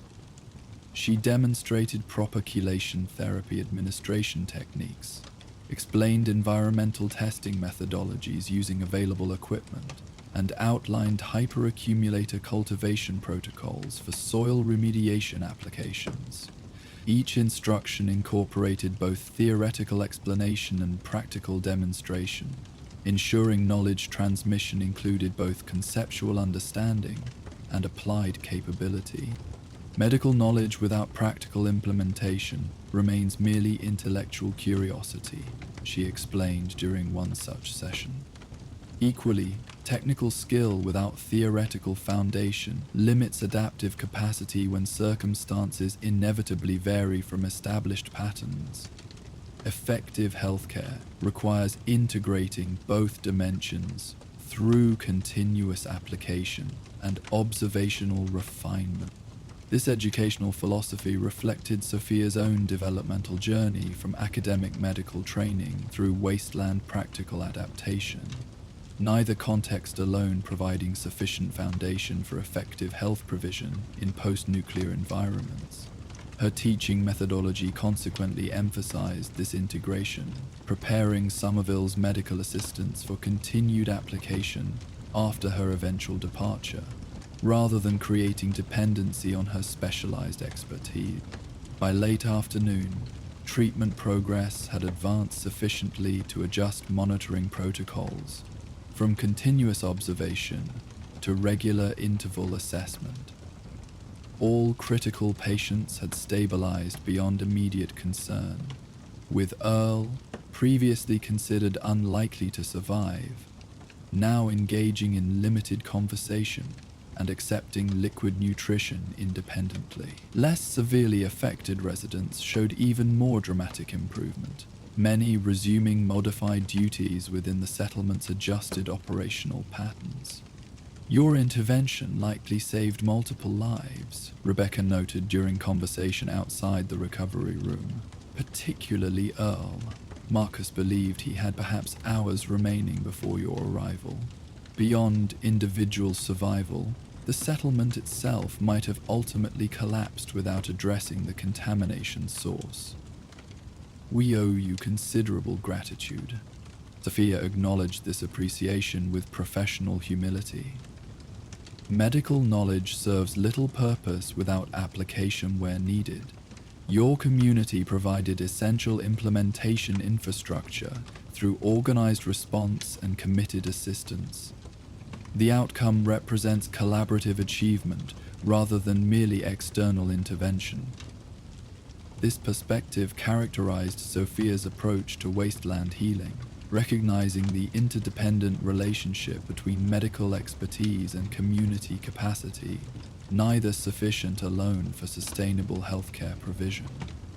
While her specialized knowledge had indeed provided crucial diagnostic and treatment direction, Somerville's existing organizational structure and responsive adaptation had created necessary foundation for successful implementation. As evening approached once more, Sophia conducted comprehensive evaluation of all affected residents, documenting recovery progression and adjusting ongoing treatment protocols based on individual response patterns. The collective improvement confirmed both accurate diagnosis and appropriate intervention, with all patients showing significant positive development compared to initial presentation parameters. Treatment will need to continue for approximately 5 more days for most affected individuals, she explained during council update meeting. Critical cases may require longer therapy, depending on continued response assessment. I'll remain through initial recovery phase, then provide detailed protocols for continued management after my departure. This transparent acknowledgement of eventual departure reflected Sophia's practical realism regarding Wasteland medical provision. The constant balance between addressing current needs while recognizing countless other communities required similar assistance. Unlike practitioners who established permanent placement within single settlements, her approach involved knowledge transmission, enabling continued care application after her physical presence ended. We understand traveling healers must continue their journeys, Rebecca responded, settlement leadership pragmatism evident beneath natural preference for continued direct expertise access. What preparations should we prioritize before your departure to ensure continued recovery progress? 3 primary considerations, Sophia outlined methodically. First, sufficient chelation therapy supplies for completing all current treatment courses. I'll leave remaining compounds from my inventory and provide formulation instructions for preparing additional natural chelation agents from available botanical sources. Second, continued environmental remediation implementation, maintaining water purification protocols while establishing hyperaccumulator cultivation in contaminated zones. Third, preventative assessment procedures for future infrastructure development, testing methodologies identifying potential contamination before excavation activities create exposure pathways. This comprehensive approach demonstrated Sophia's integrated medical philosophy, addressing not merely current symptoms, but establishing systems preventing future recurrence, combining immediate treatment with long-term environmental modification. Such methodology transcended simply reactive medicine, incorporating preventative measures, ensuring sustainable community health beyond acute crisis resolution. The following days unfolded according to this established framework. Continued patient treatment showing steady improvement across all affected individuals. Environmental remediation proceeding through coordinated community implementation. Knowledge transmission occurring through both formal instruction and practical demonstration during actual healthcare provision. Sophia's presence gradually transitioned from direct intervention towards supportive oversight, as Somerville's medical team demonstrated increasing capability managing recovery protocols independently. By the 5th day, all previously critical patients had stabilized sufficiently for routine monitoring, rather than intensive observation. Earl Turner, initially considered beyond effective intervention, now engaged in limited movement exercises while maintaining coherent conversation for extended periods. Other affected residents had largely returned to modified duty assignments, though continued chelation therapy remained necessary for complete lead elimination from biological systems. The settlement appears to be managing recovery quite effectively, Sophia noted, during morning assessment rounds with Marcus, whose own symptoms had diminished significantly through treatment compliance. Your medical team has integrated chelation protocols into standard practice impressively quickly. Marcus acknowledged this observation with professional satisfaction, tempered by realistic assessment. Foundation existed through previous training, merely requiring specific application direction. Your diagnostic approach regarding environmental contamination represents more significant knowledge expansion. Connecting symptomatic presentation with geological factors would have exceeded our previous analytical framework. This exchange reflected the collaborative knowledge development that characterized effective wasteland medicine. Existing practical skills enhanced through specialized expertise, introduction, creating integrated healthcare capacity greater than either component alone might provide. Sophia's intervention had not merely resolved immediate crisis, but expanded Somerville's ongoing diagnostic capabilities through conceptual framework transmission, alongside specific treatment techniques. As her planned departure approached, Sophia conducted comprehensive documentation of both patient status and continuing treatment requirements. Her medical notes combined technical precision with accessible explanation, ensuring information remained useful regardless of readers' specific training background, providing both immediate reference guidance and educational foundation for similar future situations. These records should provide sufficient direction for completing all current treatment courses, she explained while reviewing documentation with Marcus and his medical assistants. Additionally, I've included assessment protocols for identifying potential recurrence indicators and specific intervention modifications based on variable response patterns that might emerge during continued recovery. This thorough knowledge transmission exemplified Sophie's fundamental commitment to sustainable healthcare development rather than merely episodic intervention. Unlike practitioners who maintained professional mystery around their methods, whether through deliberate knowledge restriction or simple failure to prioritize educational components alongside treatment provision, her approach emphasized building community medical capacity that would continue functioning long after her physical presence ended. The evening before her scheduled departure, Somerville organized modest gathering, celebrating both ongoing recovery and expressing appreciation for her intervention. Unlike more elaborate ceremonies sometimes offered by grateful communities, this event reflected the settlement's practical character. Simple, shared meal using preserved food stores given current agricultural disruption, thoughtful conversation focusing on recovery planning and future contamination prevention, general atmosphere of determined resilience rather than merely relieved celebration. "We've prepared supplies for your continued journey," Rebecca informed her during this gathering. "Purified water, preserved food sufficient for approximately 2 weeks, minor ammunition replenishment." Additionally, the Council has prepared detailed map marking potential contamination sites identified through historical record review. Locations where pre-war industrial operations might have left similar hazardous deposits throughout the region. This practical expression of gratitude particularly touched Sophia, not merely supporting her immediate travel needs, but contributing to broader environmental health mapping that might prevent similar situations in other communities.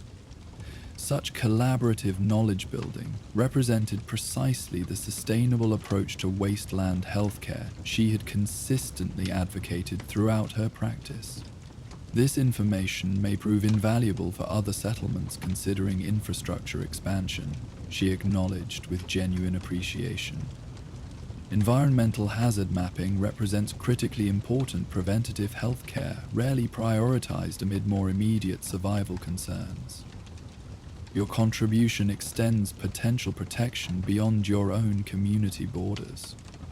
As evening progressed into night, conversation gradually shifted from specific recovery planning toward broader philosophical consideration of community resilience amid wasteland challenges. These discussions revealed Somerville's fundamental character beyond merely technical response capacity, the shared values and collaborative commitment that had enabled successful crisis management despite limited resources and significant adversity. The wasteland teaches harsh but necessary lessons about interconnection, Helen observed during thoughtful exchange. Contamination affecting crops ultimately impacts human health. Water systems link distant locations through invisible relationships only revealed when disruption occurs. Individual well-being remains inseparable from collective environmental conditions, however much we might prefer simpler independence. Sophia nodded agreement with this insightful assessment.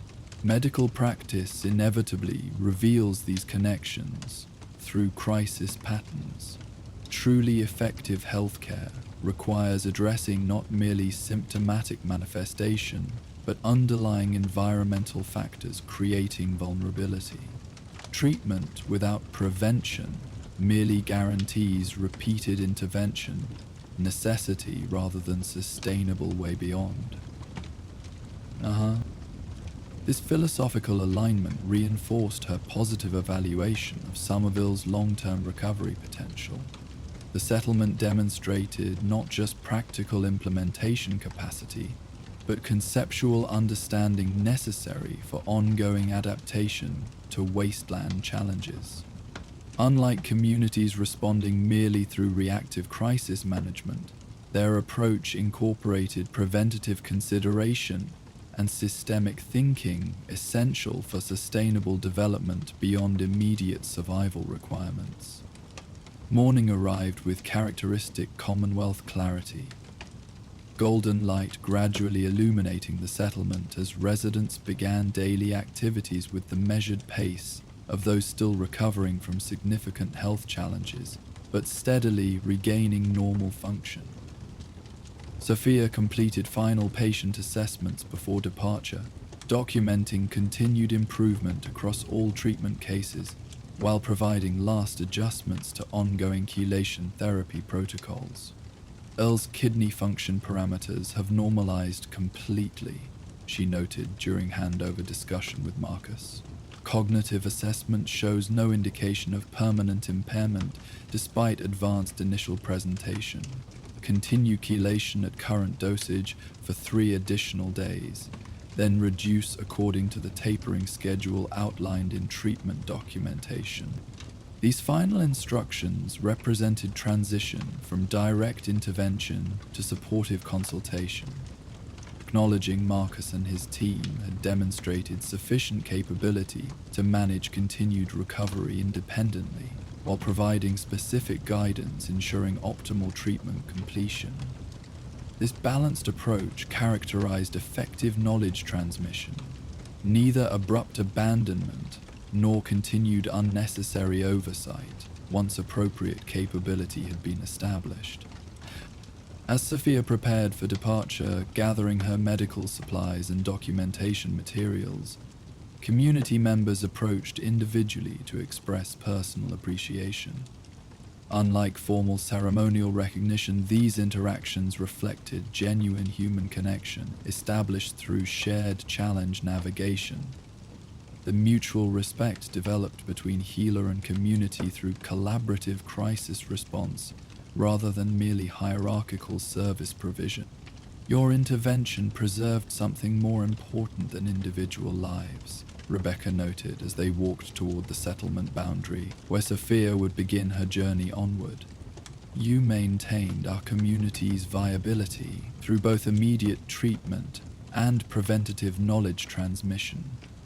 Many traveling healers address symptoms without building capacity for future self-sufficiency. This observation identified precisely the distinction Sophia had consciously cultivated throughout her Wasteland medical practice. The commitment to sustainable healthcare development through knowledge sharing rather than merely episodic intervention. While immediate treatment certainly mattered for affected individuals, lasting impact required educational foundation ensuring continued application after her inevitable departure toward other communities needing similar assistance. Effective healing transcends individual practitioners, she responded, articulating the philosophy that had guided her work for decades.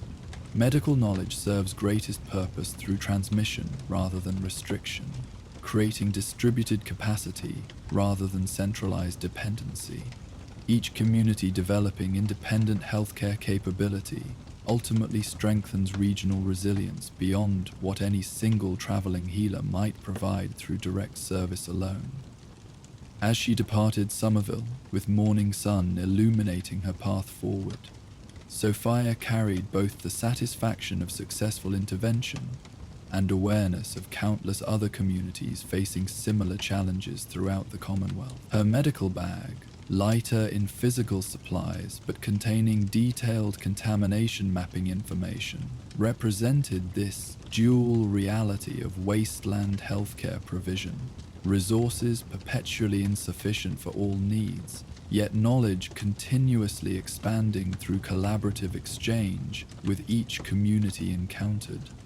The journey would continue as it always had, following reports of settlements facing medical challenges beyond local capacity, offering specialized expertise where most needed, building distributed healthcare knowledge through consistent education alongside direct treatment provision. This wandering practice represented her particular contribution to wasteland healing arts, not establishing permanent presence within single community, but rather cross-pollinating medical knowledge between isolated settlements that might otherwise develop without beneficial information exchange.